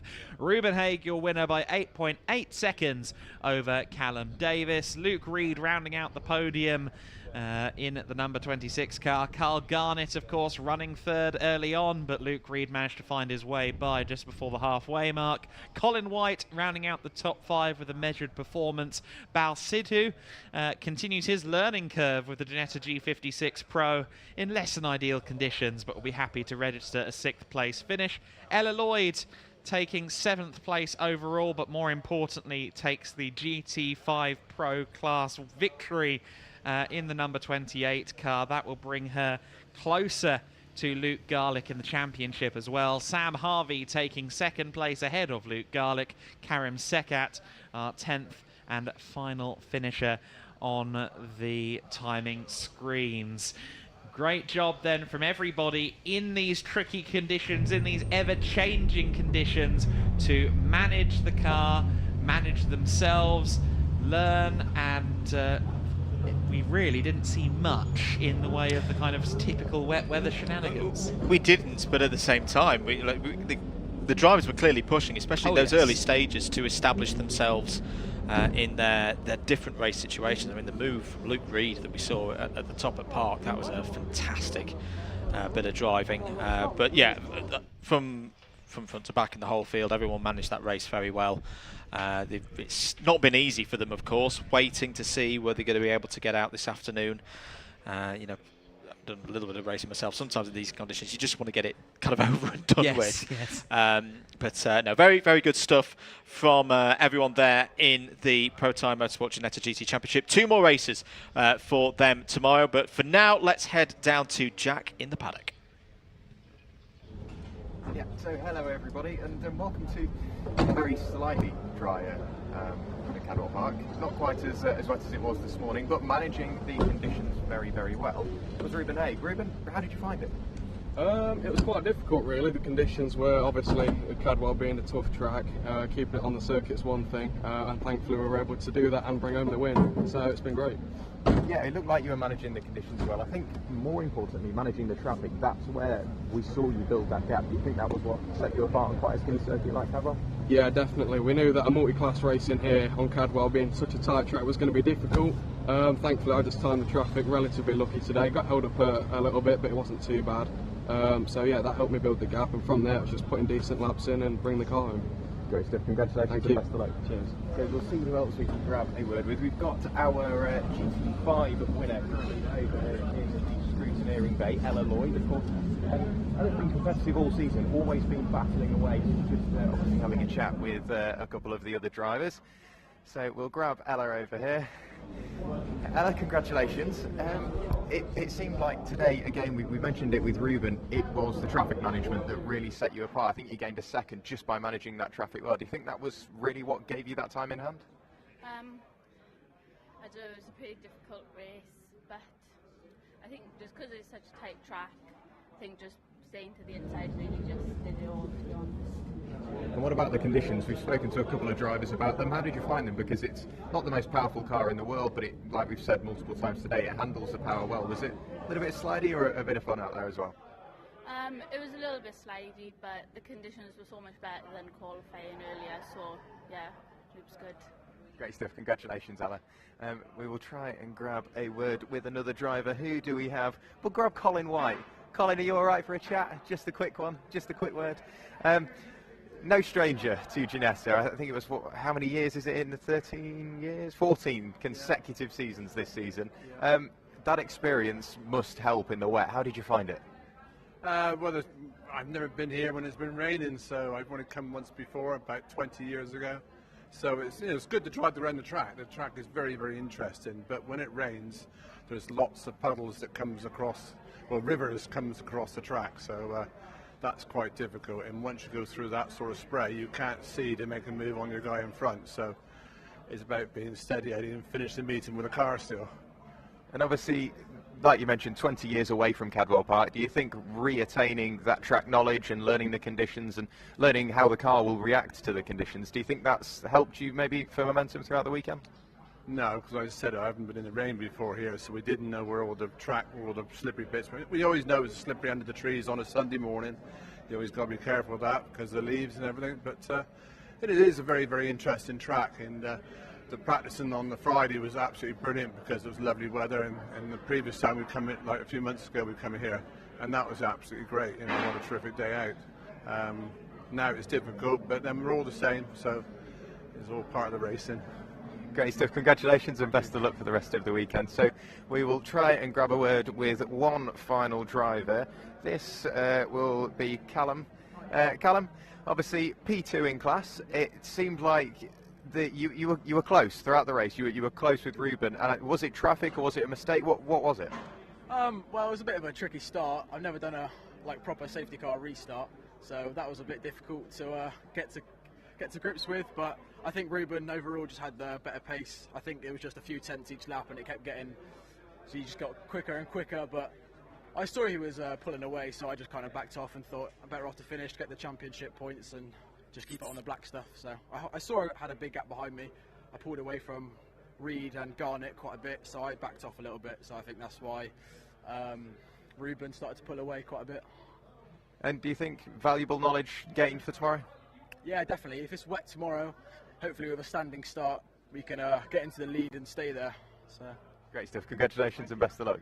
So We managed to grab a quick word with some of our drivers. Back down to Andrew and Adam down in the commentary boxes. We've got another race about to get underway.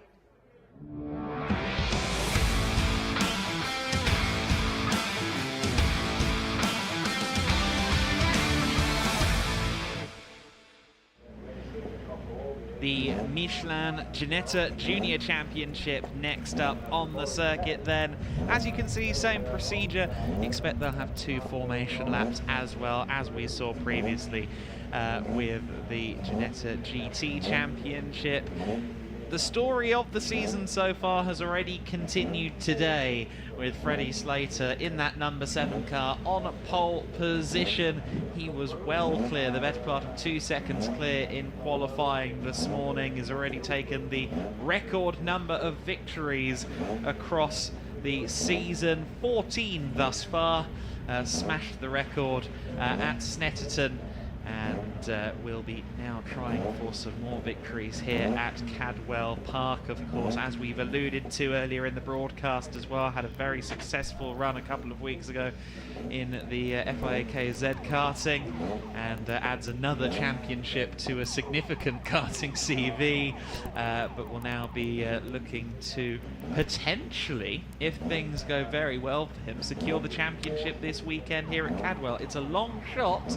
It depends on Hugo Schwartz's performances, but it is a possibility. It is a possibility, but I think, you know, having spoken to Freddie many times, especially during those events in Italy 2 weekends ago, he will just be focused on one thing alone, that's what this was. He won't really be thinking too much about the championship. He's got a great opportunity on the runs of the grid here in Michelin Ginetta Juniors Championship. This will be round 19 of their championship for 2023. 15 karts rolling out on the first of, as we suspect, 2 formation laps here, Adam, and still very wet conditions, and it feels like the intensity of the rain is starting to increase once again. It does rather, yes. We're looking out of the window while Jack Werrell's catching up with our GT Championship winners and runners. It does look like it is starting to get heavier out there once again, but it's still definitely drier than the conditions we were welcome to this morning in the warm-up and the qualifying sessions. So let's see how the drivers handle this. You heard that it was the first safety car restart for a couple of our drivers in the Ginetta GT Championship, Callum Davis in particular. Not surprising considering, as we mentioned, 16-year-old youngster. Of course, we've got a full grid of young drivers taking in a lot of firsts across their first season of racing. In fact, there's only a couple of drivers out there who aren't in their first season of car racing. So these kind of conditions and this form of start, a single file, as you said, effectively a single file restart, it feels like a safety car procedure for them. This could be a little bit of a venture into the unknown for a lot of them. It could indeed, and they'll of course have the same job as those in the GT Championship. A couple of chances to look at each corner, visualise what has changed between now and the qualifying session that these drivers took part in earlier on this morning in arguably wetter conditions. Let's have a look then at the grid for this one. Round 19 of the 2023 Michelin Ginetta Juniors Championship. Freddie Slater, championship leader, 14 wins so far, has pole position and was clear by over a second and a half. Alicia Parmovsky, brilliant qualifying, second on the grid, looking for a best result of the year so far. Mikey Porter's been quick so far today, starts P3. Henry Jocelyn starts 4th on the grid, another one of the rookies there. On what would be row 3, but of course it's the single file start. Charlie Hart starts P5. Finn Harrison starts P6, looking for another good result. P7, Chase Fernandez in the other of the Vera Tools liveried cars will be starting there. It's had a couple of wins so far this year. A lot of work to do there, though, from 7th. And Reza Seaworthen starts 8th on the grid. Had a difficult qualifying, but did get it into the top 10 at the end there. Hugo Schwarzer going to be keeping an eye on the number 33.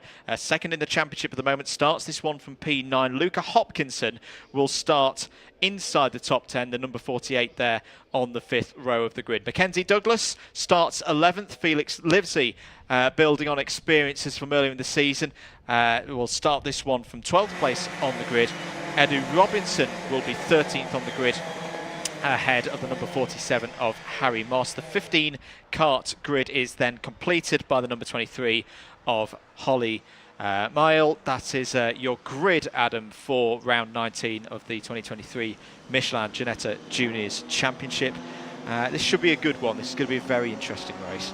As you alluded to, Hugo Schwarzer starting a little way further down the order than we've come to expect.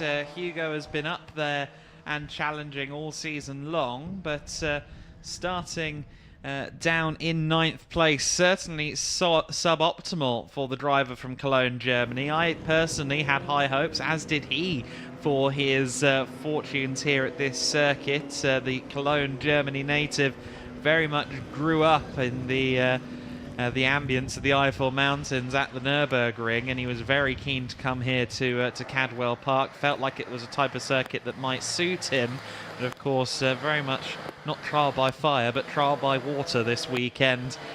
In the conditions thus far, I don't think he quite got a clean lap in before the end of quali. Let's see if he can find some more speed now in the race. He's certainly got some obstacles between himself and a podium.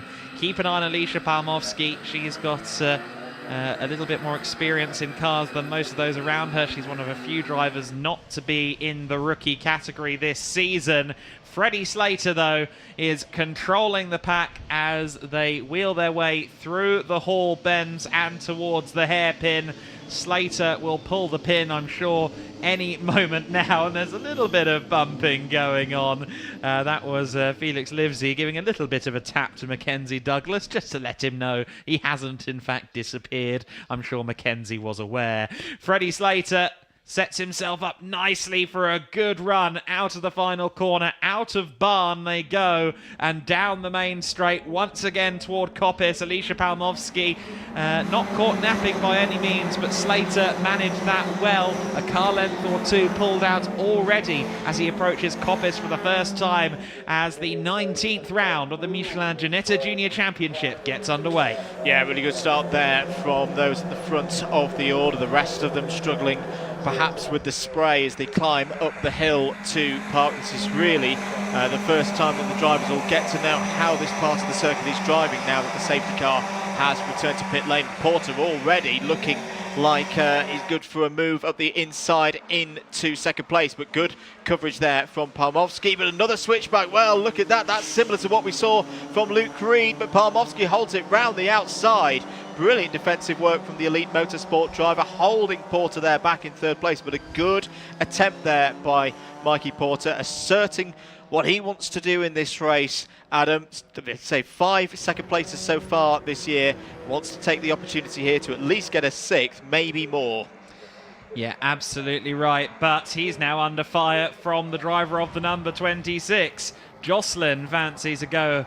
Henry Jocelyn in that 26 car, self-described as one of the most laid-back drivers on the grid, but that refers strictly to off-track. Once he's on the circuit, he's as laser-focused as anybody else, and keeping on the back of that R Racing car at this stage. We've seen the R Racing cars galvanise and work together on numerous occasions this season. I don't think that's going to be a factor today, given where all of the cars are relative to each other and the nature of this Cadwell Park circuit. You just see there Mikey Porter getting a couple of wheels on the grass coming out of the hairpin and towards Barn Corner, but managed to keep it under control. Most of the field still in one long pack. Harry Moss and Holly Mile dropping a little bit further back. For Moss, he's had limited track time because he had a bit of an incident in warm-up that brought out a red flag. But look at the gap already between Slater and the chasing pack. 2.2 seconds, about consistent with what we saw in qualifying. Yeah, we did see consistently as the lap times came down in qualifying, the tyres got up to temperature, and Slater had about 2 seconds on the rest of the pack, lap by lap. There's the number 24 of Mackenzie Douglas on your screens, trying to find a way perhaps past Luca Hopkinson. That's a battle between two of the junior class drivers. That's for second place in that category, because at the moment Alicia Palmowski well ahead of the rest of the runners there, denoted on the timing tower on the left of your screens with the black and orange number boards. Good start as well for Charlie Hart, up one spot at the end of lap one there, Adam, from 5th to 4th past Henry Jocelyn. Will be pleased about that. We'll now try and set, as I say that, looks like Jocelyn has got back through past Charlie Hart. That was, I'm guessing, up towards Park Corner. Little bit of dipping into the grass as well from Henry Jocelyn, who enjoys these conditions from when I've seen him race before. But a good response, back through into 4th place. We'll now try and set about chasing down the two drivers ahead.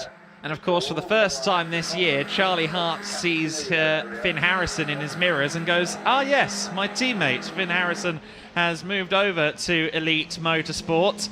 I dare say, though, we've seen Hart and Harrison fight before. I'm sure we're about to see them fight again, although maybe they will look to go in lockstep to try and challenge and re-overtake Henry Jocelyn, re-overtake at least in the case of the Charlie Hart number 50. Charlie looking to build upon his successes so far this season.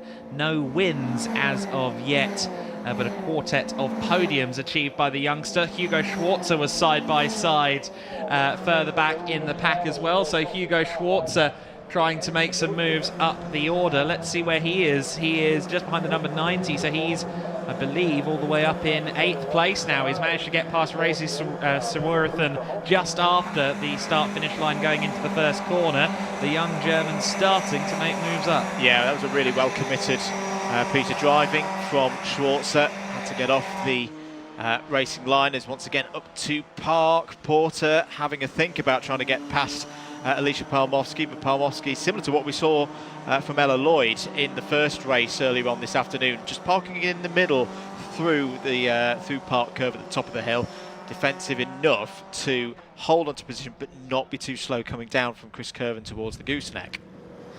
Yeah, so the second and third place battle certainly close, as is the battle for 4th, 5th and 6th place. Freddie Slater disappearing up the road, already 4.1 seconds clear at the end of lap number 2. Jocelyn running it wide once again.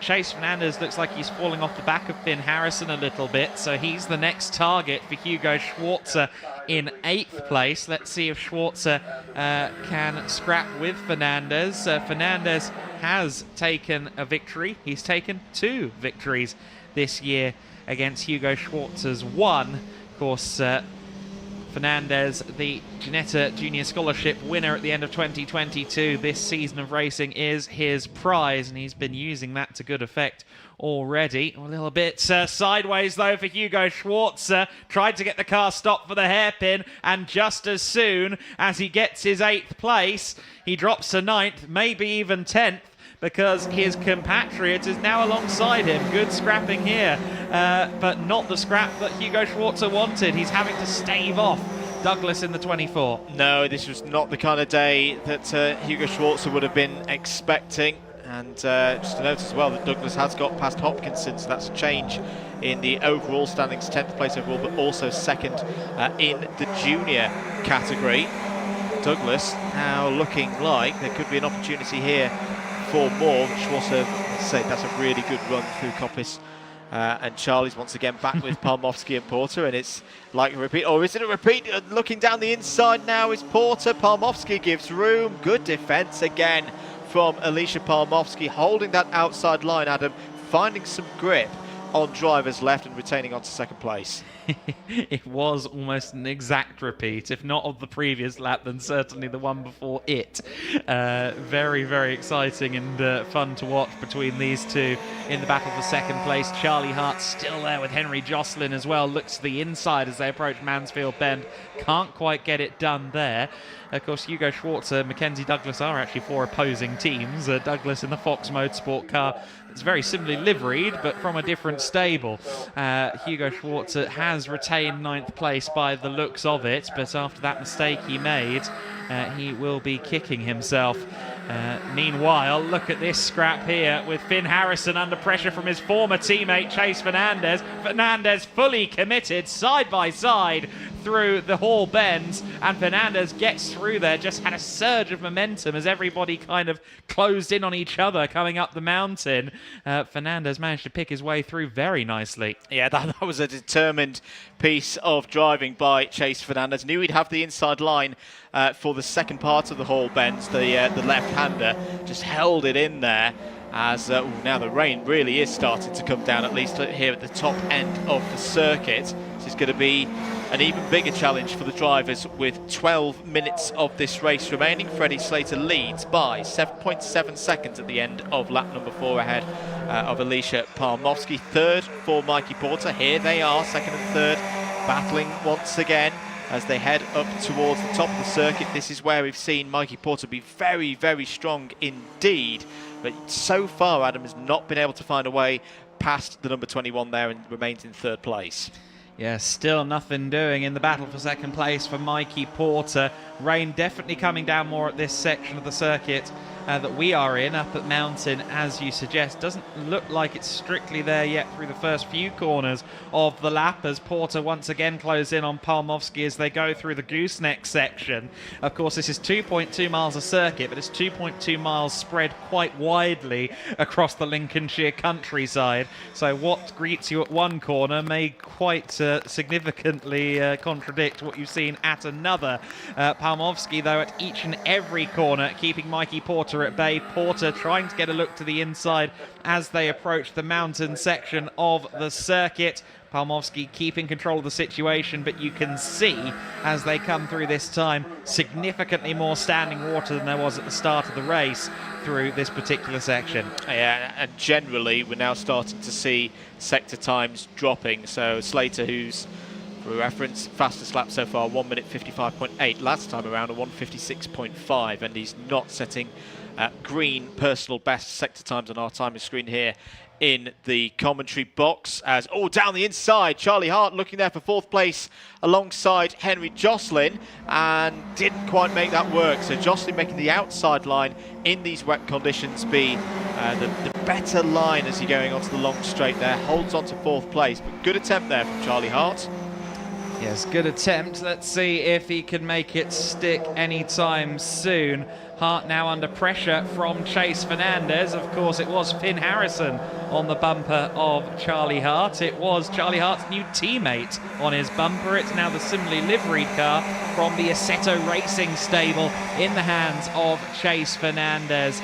4th, 5th, 6th and 7th in picture there with Henry Jocelyn leading the scrap. Would you believe it? Mikey Porter has closed right up on Alicia Palmowski approaching Park. And would you believe it? I'm pretty sure Palmowski's held on to second place. Yeah, Palmowski's in a really good rhythm here, it would seem, and is quite happy there in second place. Knows this scenario, of course, has had podiums so far this season, is looking for another, and I think as well we might be having another Fernandez versus Harrison battle there, because here they are going down the hill now. This is for 6th and 7th places. Fernandez to the inside, finds that he can just about get enough grip on the inside there, holds off Finn Harrison, but I think particularly, Finn Harrison won't have liked being overtaken there by his former teammate.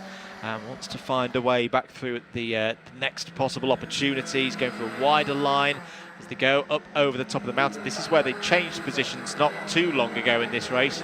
But Fernandez doing a good job holding that line, holding 6th place.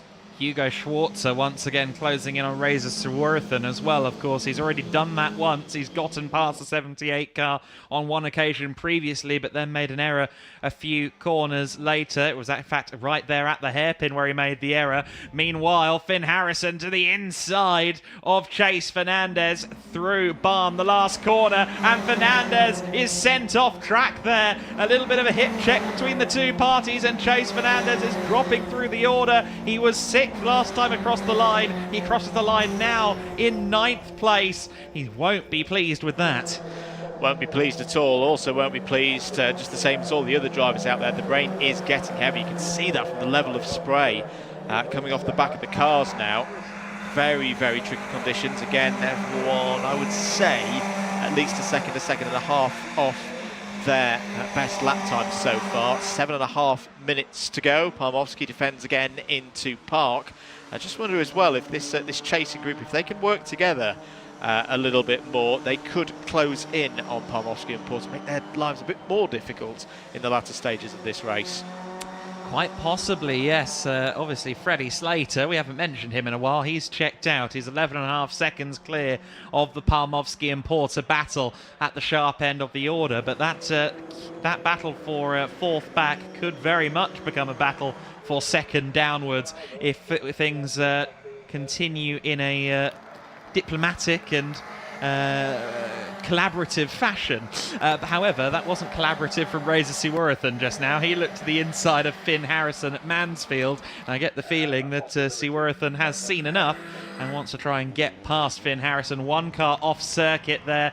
That was coming out of the gooseneck. I'm not quite sure whom that was. May have been Eddie Robinson or Luca Hopkinson. Yeah, I think I saw a flash of pink, which would indicate that it was the 48. We'll check it on the next time through, of course. 6.5 minutes to go. Look at that down the inside once again. Charlie Hart, he likes this part of the circuit, but is still not able to find a way past Henry Jocelyn. Just holds position there, fourth. They are starting to lose time now.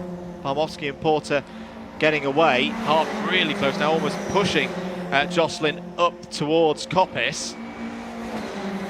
Slater leads 13.1 seconds, apologies Adam, and is looking good once again for another victory here. So this is good news for Mikey Porter, of course, because he will have been aware just as much as anybody that it looked like his podium may come under threat before the end of the race, but with every missed apex that Henry Jocelyn commits to in order to stave off Charlie Hart, that possibility becomes more and more distant. Palmovsky and Porter continue to scrap for second place, and for the first time it's a nose ahead for Mikey Porter around the outside at Park, and he gets it done. A little bit of contact between the two of them. Palmovsky does a very good job of catching the car in a sideways moment there. Freddie Slater with a spin coming out of the gooseneck. He's now on the grass and sliding downhill. He needs to get that car started. He does get that car started. He had 13 seconds, make it 3 if not less. Mikey Porter sees the leader ahead of him and goes, goodness, what an opportunity. Can he now find the pace to try and close in on Freddie Slater? Can Freddie Slater now hold his nerve? But after that incident where one spin happens, sometimes more can follow. Freddie needs to now try and find that composure and refocus. My goodness me, it's not often that Freddie Slater makes a mistake this season in the Michelin Ginetta Juniors Championship, but he has made one here at Cadwell Park. That shows you how difficult these conditions are, but he has still got the lead now. I just wonder, okay, it was out in a grassy section of the circuit. I wouldn't think there's any damage to the car, but you never know. And Mikey Porter, who has not had a race win so far this season, this could be his best opportunity to do so. 4 and a bit minutes remaining. How much time did Slater lose in all that? He lost over 10 seconds. The gap is down to 2.5 now, and now with Porter released, now we'll be able to see what is his pace like. He's spent the whole of this race so far under the rear axle of Parmovsky. Now he's free. Can he put the laps in to put the pressure on his R Racing teammates? 6/10 cover the battle for 4th, 5th and 6th place. Prep-Tech UK's Henry Jocelyn still under huge pressure from Charlie Hart and Finn Harrison out of the Elite Motorsport stable. But Freddie Slater giving the R Racing team a few palpitations, I'm sure, with that spin. But such was his lead and such has been his pace so far today at Cadwell Park that he remains our race leader in spite of that spin. Mikey Porter, though, will be hoping that with Palmovsky now behind him and falling away from him, that maybe he can focus in and try and catch Freddie before the end. It's a tough ask. It's a tall mountain to climb at the home of the mountain. Let's see if he can do it. What I will say is that Porter set a personal best. We've been talking about the pace dropping off and everything like that. Porter actually did a personal best even on the lap with the overtake. So 1:56.978 last time around for Porter. That's pretty good. That's on the pace that we saw from Slater before the spin. Other position changes as you see through the course of this race. Seaworthen and Schwarzer both up 1, Fernandez down 2. We saw with that incident for Chase Fernandez through barn. A couple of other position changes further down the order as well. But 2.5 minutes to go. So what do we reckon, Adam? 2 more laps on the time, because they'll cross the line with more than 2 minutes to go at the end of this one. Does look like Freddie Slater has got things composed again and back under control, but surely that moment a couple of laps ago is going to still be playing on his mind. Yeah, still a few tenths up, though, on Mikey Porter. 7 tenths quicker on the last lap was Freddie Slater.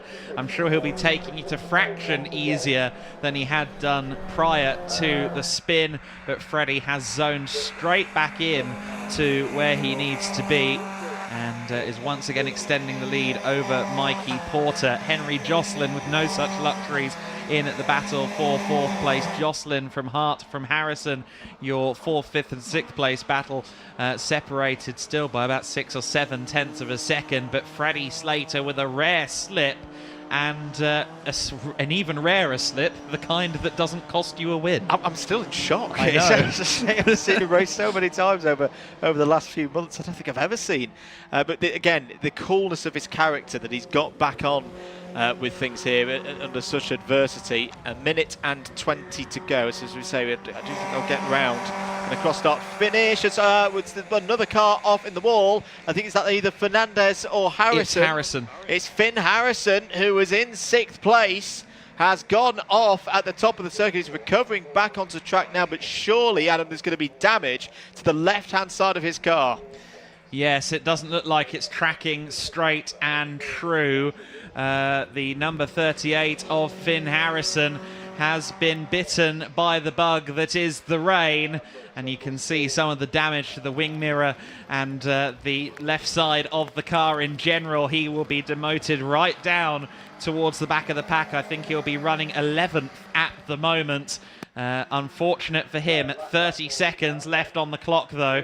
Evidence, as if we needed more of it, that it is getting wetter and trickier out there. All of these drivers just need to get to the flag. Henry Jocelyn there, getting a little bit wide out of the final corner. That could be the opportunity that Charlie Hart needs as they speed towards Coppice for what will be the final time. Hart tries to go to the outside, but Henry Jocelyn manages to use his speed and get the full car ahead of Charlie Hart. I thought they might be side by side going into the corner, but Jocelyn did a remarkable job of keeping the momentum going even though he was on the grass.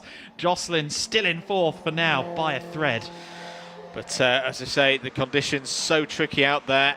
All it takes is one mistake, one misplaced wheel, and it could be round. It's a circuit that bites here at Cadwell Park, and this driver knows all too well about that in this race. Freddie Slater on his final tour of the circuit here today, 4.2 seconds ahead of his teammate Mikey Porter, and on his way, hopefully, for a 15th win this season in the Michelin Ginetta Juniors Championship. That is the region of the circuit where he had the spin last a couple of laps ago, Adam. He is just corner by corner now, ticking these off onto another great victory. Possibly so. A few more corners stand between him and win number 15, going ever further into unprecedented, uncharted territory within the Ginetta Junior Championship. Come what may, he could go on a beach holiday for the rest of the year and he'd still go down in history. A moment there for the 51 of Eddie Robinson. He's returning to the track after a mistake, but his R-Racing teammate Freddie Slater comes around the final corner now, takes a wide berth of the apex at Barn and heads on to the final straight for the final time. It's win 15 for Freddie Slater. He crosses the line to take it by about 4 seconds, I think, by the end. 4.3 seconds over Mikey Porter. Despite the spin, Freddie Slater is victorious. Alicia Palmovsky will round out the podium. Nice drive from her. Henry Jocelyn holds on to Charlie Hart despite every effort Hart made. It's Jocelyn 4th, Hart 5th. Hugo Schwarzer up into 6th place by the end. He managed to make up some places because of other cars making errors, other drivers making errors. He managed to get himself past Seaworthen towards the end. I think Seaworthen may have dropped a bit towards the end of the race. Chase Fernandez in 7th ahead of Razor. Douglas and Hopkinson rounding out the top 10. Finn Harrison just now crossing the line in 11th place. Felix Livesey takes 12th position, just crossing the line. Eddie Robinson should be across the line 13th, but of course we saw the Spanish racer grass tracking. Hopefully he does manage to take the flag in P13. Freddie Slater does it again, and with the nature of the Ginetta Junior Championship, probably still one of his biggest victory margins of the season so far. However, a more tense final stanza of the race than he'd have liked. Yeah, I mean that was a true test of a racing driver's mettle out there today, whether it was Slater or anybody else in that field. Testament to the Ginetta G40 race cars as a whole. They've had a lot thrown at them in the last 20 minutes, but everyone finishing, all 15 drivers who took the start of the race, seeing the finish. But it's Freddie Slater who wins at Cadwell Park in round 19 of this year's championship. 4.4 seconds to the nearest 10th. It's the history books will make it look like it was fairly comfortable. It was anything but a good 1-2 there for RC Racing with Porter home in second. Alicia Palmovsky in third, first of the juniors home, so that's a good category win for Alicia Palmovsky. Henry Jocelyn in fourth, Charlie Hart's fifth, Hugo Schwarzer recovering well up to sixth place, gaining a number of positions in that race. Chase Fernandez also a good recovery from an off-track excursion, finishes P7. Razor Seaworthen in eighth. Mackenzie Douglas won out in the battle between himself and Luca Hopkinson for the second spot in junior, 9th and 10th for Douglas and Hopkinson. Finn Harrison, after a long visit in the grass and touch with the barriers, finishes in 11th place. Felix Livesey was 12th. Eddie Robinson also had some thrills and spills out there. He's classified P13. Harry Moss in 14th, and Holly Mile brings home the order there in P15. Cracking race, that. Everything that you'd want in a wet race round Cadwell Park. Some fantastic driving, great overtaking, and a slightly relieved looking Freddie Slater down there in the paddock. Let's head down to Jack.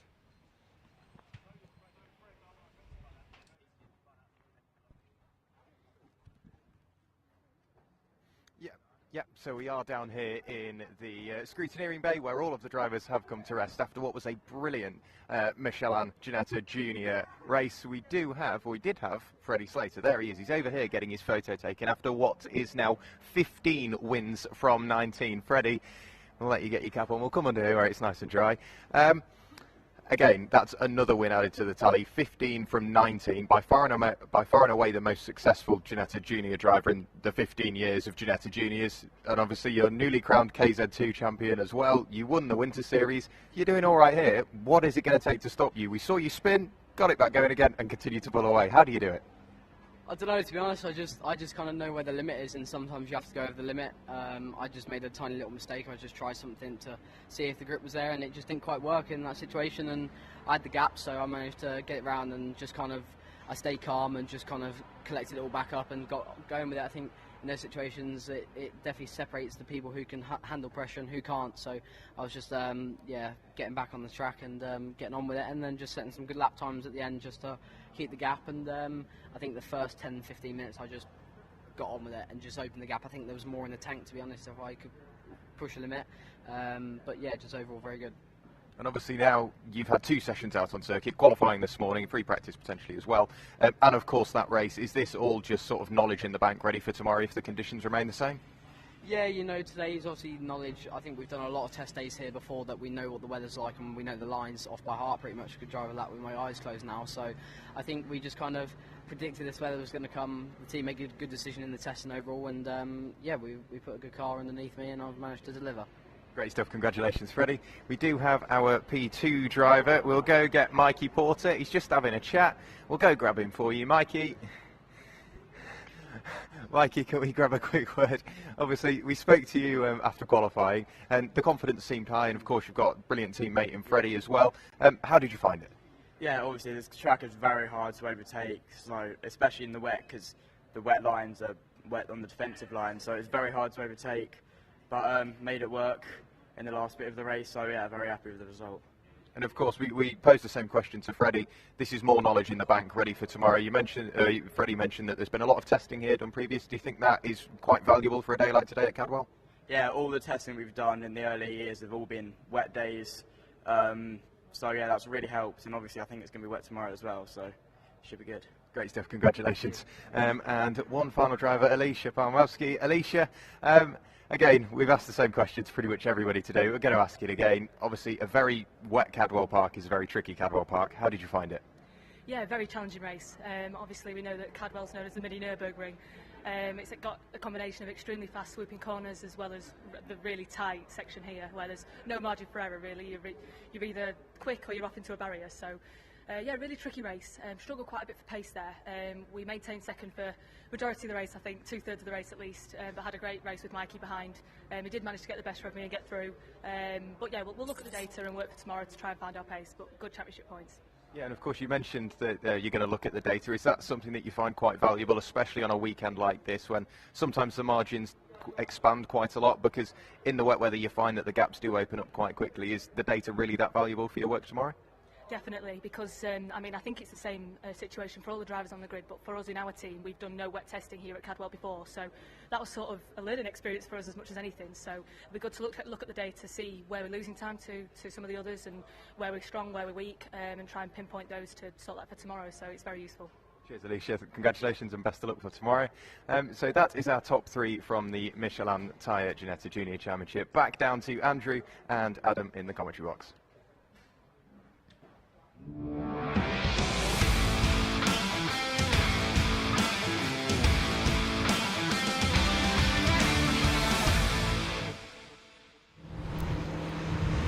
Don't worry, we're not going tractor racing, but what we will have soon on the main straight is the Ginetta GT Academy, our third and final race of the first day at G-Fest. Ginetta GT Academy cars, more of the Ginetta G56s in slightly restricted 270 brake horsepower configuration. Ginetta GT Academy, a good stepping stone for drivers maybe coming into motorsport a little bit later, drivers moving up into GTs after years in maybe slower saloon cars, things of that nature. It's another entry-level option provided by Ginetta. This car, the G56, of course, built upon the knowledge and the data of the G55, one of the most successful GT racing cars of the 2010s, the most successful GT4 chassis in the history of that category, the 16-year history of GT4 racing. It's a car with pedigree then, the Ginetta G56 GTA, the 2023 Ginetta GT Academy car. And certainly we've had a battle between 2 drivers with pedigree in the championship this year. Nick White, your championship leader, in the number 57 car. Came into GT Academy with experience in the back pockets, more experience than most of the drivers around him in his 7th season of racing overall, whereas Ravi Ramyid, who debuted last year in the rookie element of the Ginetta GT Academy, just his 2nd year of racing cars after being introduced to motorsport on a Ginetta track day. He has been really flying the flag and showing what the Want to Race program can do over the course of a driver's early stages of a career. Just 13 points between them, 542 for Nick White, 529 for Ravi Ramyid, 7 wins for White, 9 for Ramyid. It's been a very exciting season so far. Yeah, very close on points and very close in qualifying we saw earlier today. This, for those of you who were with us earlier, it was a very dramatic finish, and where Ravi Ramyid just mere seconds before a red flag came out got over the line to take pole position for this one. I think we're in for a bit of a treat here between those two at the front of the order. Still very wet here at Cadwell Park. The persistent rain continuing to fall. I think the course car just going around to check that we are still good for a full race in a few moments' time, because I said that the intensity, Adam, of the rain did increase during the Ginetta Juniors race that we just saw. And we saw some thrills and spills in that one. There are our GT Academy runners waiting patiently in the holding area. There's number 33, Matt Shaw. Very successful so far in the rookie category this year. Great to see the number 76 back in full resplendent green chrome shiny glory. That's Thomas Shelley. Had a decent qualifying P4 on the grid. Looking forward to see how Shelley can get on today. Mark Elman there as well in another one of our beautifully prepared race cars here. Number 88 starting 3rd on this grid. Good opportunity, I think, this for Mark Elman to get a good result.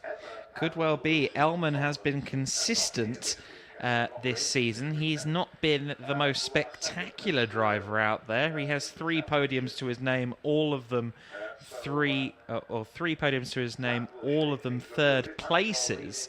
So it's certainly not been victory yet for Mark Elman, but maybe that could change in these conditions. However, the grid will go through for now. Ravi Ramyid is your pole sitter. As we alluded to, he managed to get that pole position right at the end before the session in qualifying was red flagged because of the weather conditions. Nick White just a 10th off the pace, but there was, I think, a bit more in him that he didn't quite get to showcase before the end of the session.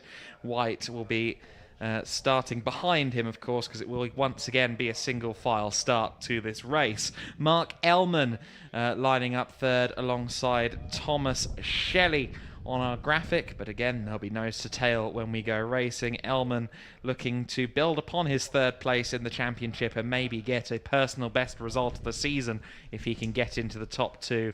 Thomas Shelley in the 76 car has also taken 3rd places as his best result. Maybe he can break into the top 2 today. Row 3 of the grid, Mackenzie Walker. Mackenzie Walker, who has had 7 podiums thus far this season, will be lining up in 5th place alongside the former professional footballer Matt Shaw in that number 33 car, the all-dominant force in the rookie championship this season. His closest competitor, Emma Tomlinson, not here, celebrating her birthday. Happy birthday, Emma.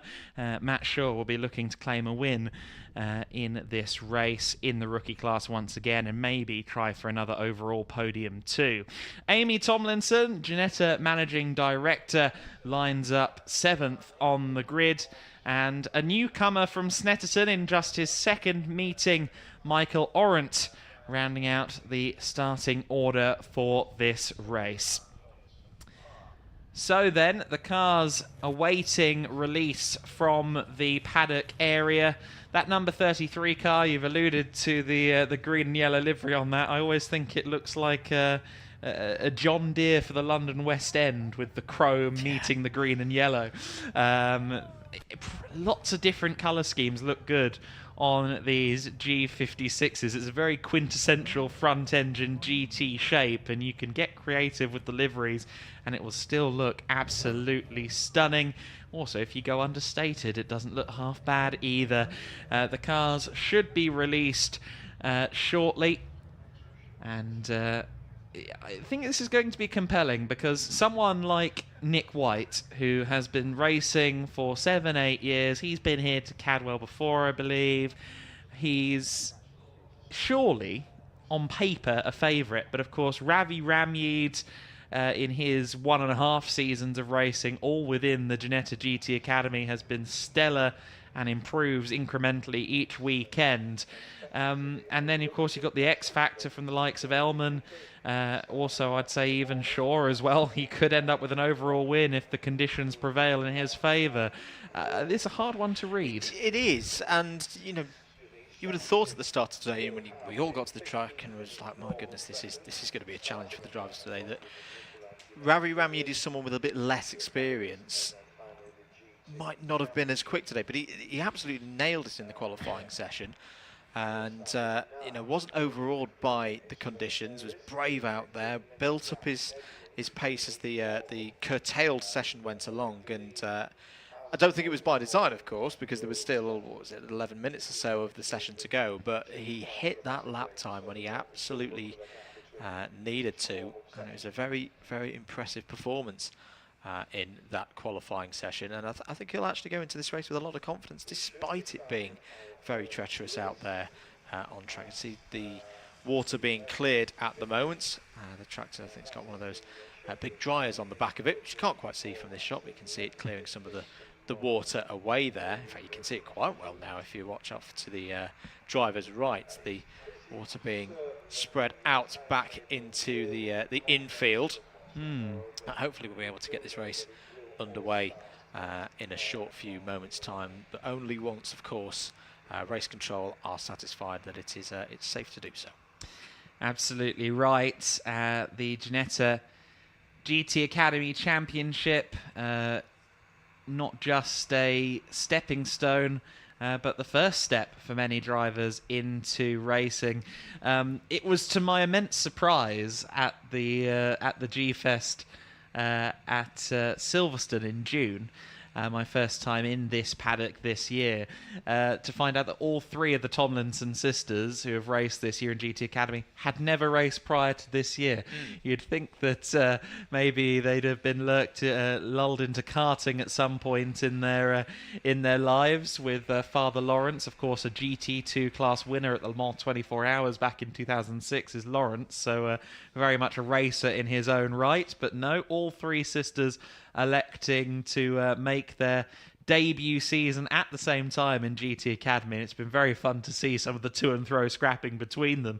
Certainly, I think there's the rookie class and then there's the Tomlinson class. Yes. And I think sometimes the latter is more important to the participants than the former.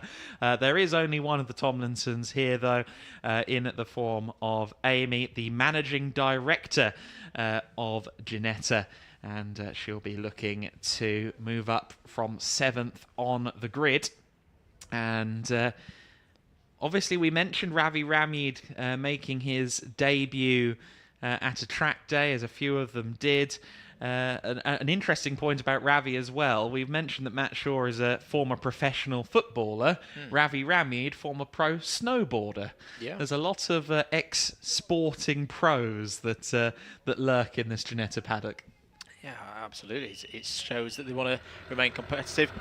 The whistle has just gone. That's a very good sound to hear, because that is the declaration that race control are happy. We are good to go. And the cars heading out on circuit now for the formation lap. I think there's a slight hold up there for Mark Elman, but Elman is now out on circuit. There is the pace car. There is Ravi Ramyeed. Nick White, P2 on the grid. They will be joined by Mark Elman, Thomas Shelley, Mackenzie Walker, Matt Shaw, Amy Tomlinson and Michael Arendts. And we were pausing for a moment there, Adam, because I think we were a little bit, yes, obviously, you know, taking safety being the first priority, but we want to see some racing. We want to see these drivers have a full 20 minutes if they can. And but we are now good to go, and we'll start with the formation lap, same as we've seen beforehand with the previous categories, unless we learn otherwise, that it'll be 2 formation laps to get everybody at least acclimatised with the conditions, and they know where the worst of the water is out there on circuit before they go to full racing speed. Looks like Mark might be struggling a bit with the clutch or something like that, because you alluded to the fact that he didn't quite get underway in timely fashion out of the paddock, and he now looks to be talking to a marshal. The marshal was saying, come forward, and Mark did jolt forward a little bit and now isn't. Door is open. Might be communicating that things aren't quite right there. Yeah, well, we'll see what happens here. Whether we go round for, well, we will go round for at least another formation lap. The safety car has held here just off a shot down the road. So the first of 2 formation laps hasn't quite started yet. Discussions just going on between the marshals about what is the correct process here for Mark Elman's number 88. Of course, unlike most Ginetta GT Academy racers, he won't have to make a standing start. So once he does get the car rolling, if he can get it rolling again, he'll be okay. But it does seem that getting the car rolling is the root of the problem at the moment for Elman, and one of the mechanics from S3G Motorsport looks to be heading on the circuit to assist Elman in the 88. So definitely an issue of some sort for Elman. That is not what he would have liked. He's had a pretty solid season so far this year. He has had a couple of moments. Got caught up in an incident at Silverstone during G-Fest 1 of the year. Of course, this the second G-Fest event of the season.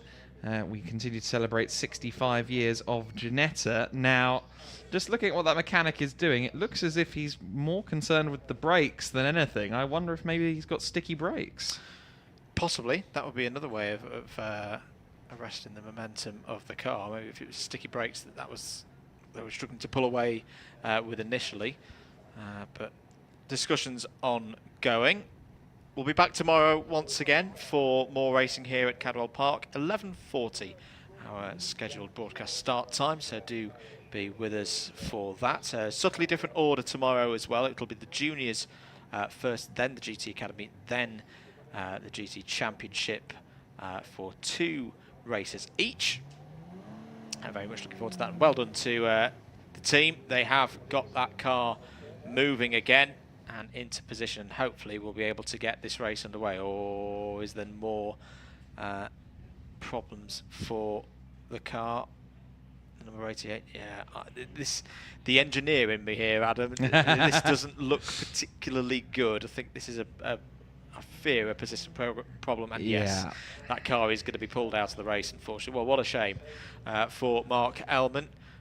Will not get the opportunity, it would seem, to add to his 3 podiums so far this year, but technical problems on the number 88 means that even before the race has begun, they're going to have to retire. Well, potentially, maybe they just want to get it behind the wall and see whether something can be done without further delaying the start of the race, but certainly Elman unlikely to be starting where he was scheduled to. I give the optimistic angle in the hopes that it comes to pass, but I'm not convinced of the fact. Mark Elman, really unfortunate to see, as you say, and we'll see whether 88 car can join the race a little late, but certainly will not be starting the race from 3rd position. With this car now being recovered back to the pits, one would expect that the 2 formation laps will begin in short order. Of course, the rain continuing to fall here at Cadwell Park. They don't want the circuit to evolve too much, and by evolve I really mean devolve too much. before they get the race underway. Half the battle really is getting the circuit ready for racing. Once the cars are circulating and clearing the water, unless there's a significant uptick in rain, you can usually keep the race going. Yeah, and my rudimentary reference points that we were developing, the puddle on the inside curve of the second part of Hall Bend, there is some water there, but it's not as bad as we saw earlier when these drivers were out for qualifying, which was shortened with a red flag because there was too much standing water, understandably so, out there on circuit. The first of 2 formation laps has begun, with 7 cars remaining here in the GT Academy. Everyone from 4th place downwards in the timed qualifying order will be hopped up 1 spot. Let's have a look through that grid. Of course, with Mark Elman now out of the order, and starting on pole position will be Rami there with a 1:48.653 that he put in just before qualifying ended, before the lunch break. Nick White is second on the grid, second in line there in car number 57.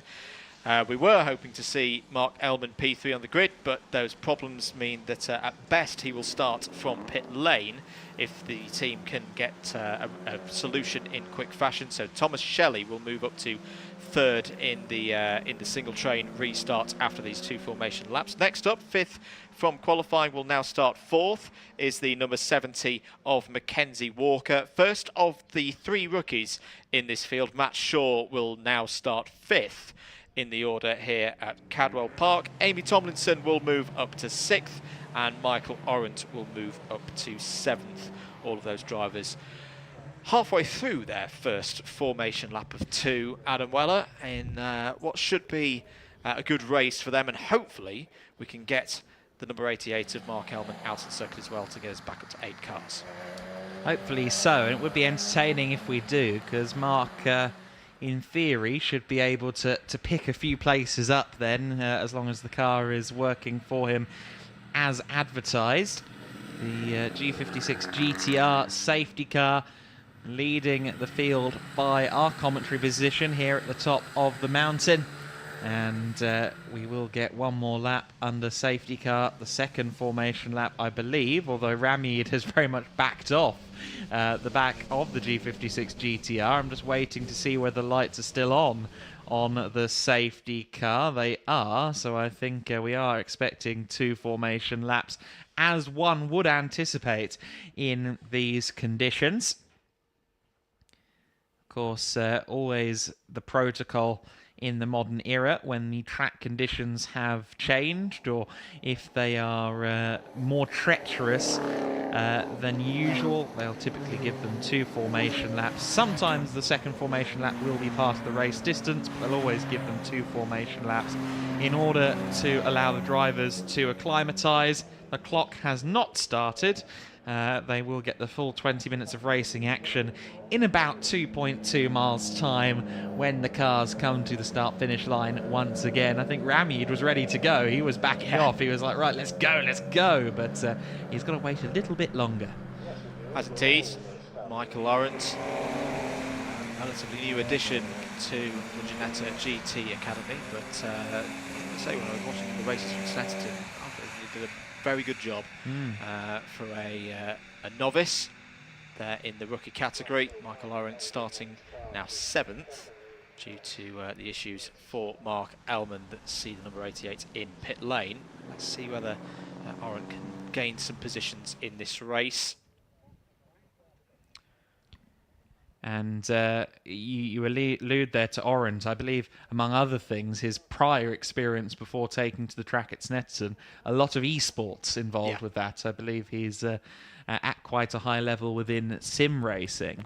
And that will be the case for so many of these drivers. I'm sure they at least give themselves a sighter or 2 going into each new circuit. Of course, Ginetta has its own state-of-the-art racing simulation program, the SimTrack program, and you get to be trained one-on-one by the likes of Charlie Robertson, the former Junior and GT4 Super Cup champion, who also, of course, was part of the LMP1 program and has done lots of LMP3 racing as well under the Ginetta umbrella.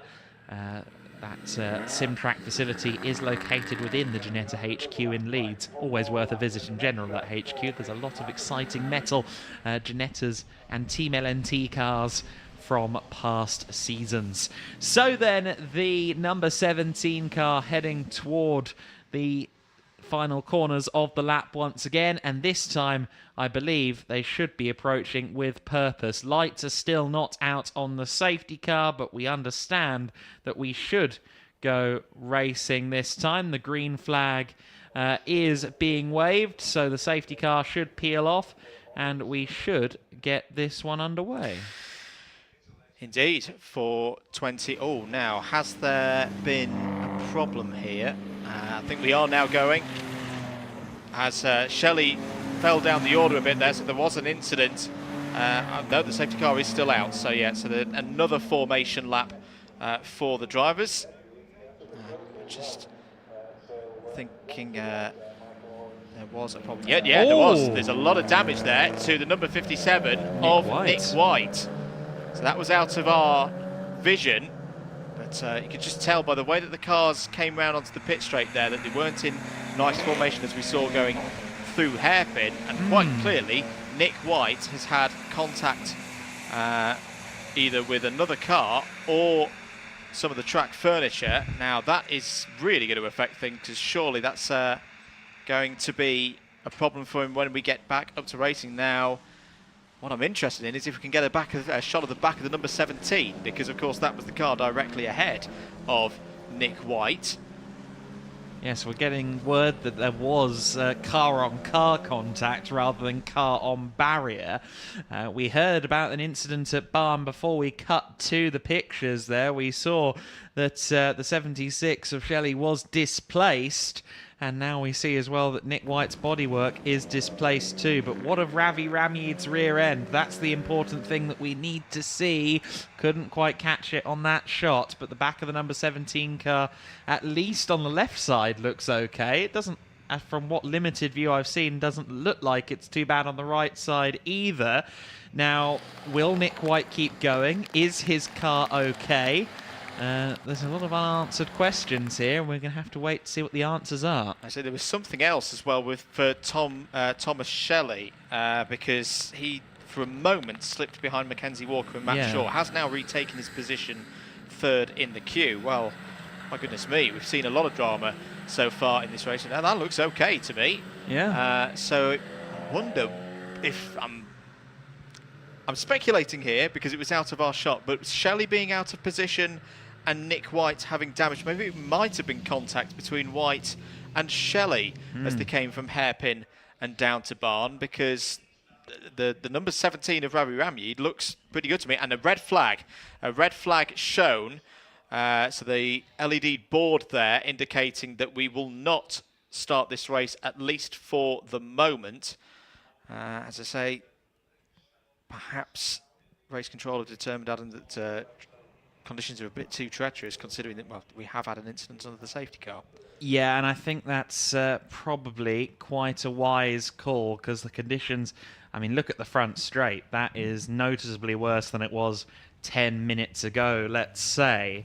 And we've already seen incident under yellow flag conditions behind the safety car, so I think this could be a wise call. As of earlier on today, the forecast didn't anticipate much of a break in the weather for the rest of the day. It would make that the rest of the weekend even. Of course, the rain can lessen without it stopping entirely, and the circuit can clear a little in the process, but not necessarily great news for our hopes of getting a GT Academy race in today. I'm sure every effort will be taken. Long time still until curfew here at the Cadwell Park circuit, and we just got to look there at the 17 car. The rear of the 17 is showing some signs of damage. Maybe Nick White getting the worst of a little bit of contact between himself and Ravi Ramyid then. Indeed. So, well, that's a bit more evidence into into the investigation Yes. here in the commentary box. But it's all circumstantial, of course. It wouldn't Yeah. hold up in court, but we're getting an impression. The sketch artist is working on what we think we've seen there. indeed, well, we'll await direction from the officials as to what happens next. Hopefully we can get the race underway for round 18 of the Ginetta GT Academy for 2023, their first race here at Cadwell Park for the weekend. Reminder once again that we'll be back tomorrow for 2 rounds of racing in all 3 categories. The Michelin Ginetta Juniors Championship will kick things off, the first race due to go off from around 11:50, and then the Pro Tire Motorsport the GT Academy will be second, and then the third, and then Pro Tire Motorsport GT Championship at third in the order. I've just heard in my ear that the race, Adam, will not start. That's the rumour going around pit lane at the moment. You can see that the drivers are being communicated with by marshals. We saw Ravi Ramyud getting a chat in with one of the marshals, and also some independent investigation going on Nick White's car there as well. The word we are hearing, not confirmed as of yet, is that the race will not go ahead. Although we now see on the timing screen as well, finished and 0-0, and the marshals are starting to vacate their posts. Confirmed then that we will not get to go racing, unfortunately, for the first of 3 scheduled attempts in Ginetta GT Academy. They, much like the other 3 categories, or the other 2 categories I should say, here this weekend, are scheduled for 2 races on Sunday. So hopefully, all going well, we'll have 6 more races to bring you from Cadwell Park on Sunday here at the G-Fest, celebrating 65 years of Ginetta. But I think for now we need to celebrate good call, because it was clear that that weather was only getting worse, right, Andrew? Yeah, I can. It's disappointing, but I can fully understand and fully respect, of course, the decision that the race officials have made. We want to see these cars racing tomorrow, of course. Yeah. For 2 sets of races. So the conditions, they've tipped past that point again, and luckily it's the GT Academy guys again that they had this in qualifying, of course. Yeah. Where the level of water on track combined with the intensity of the rain, and then you consider as well, you know, in the qualifying, everybody was spread apart. In this scenario, you've got drivers going into packs of spray, and yeah, it's just not at that level where we can confidently go into racing and have everybody be safe out there. Thank you very much, everybody. My name's been Andrew Mather, he's been Adam Weller. We're going to end our comms for today, but not before we pass down to Jack Werrell in the pits and the paddock. So unfortunately, the final race of the day has been cut short, but join us tomorrow for yet more brilliant action here at Cadwell Park. Hopefully everything dries up, but for the first day of the Ginetta G-Fest, it's been littered with action. Lots of great moves, great racing. Join us tomorrow for ever more action. Bye-bye.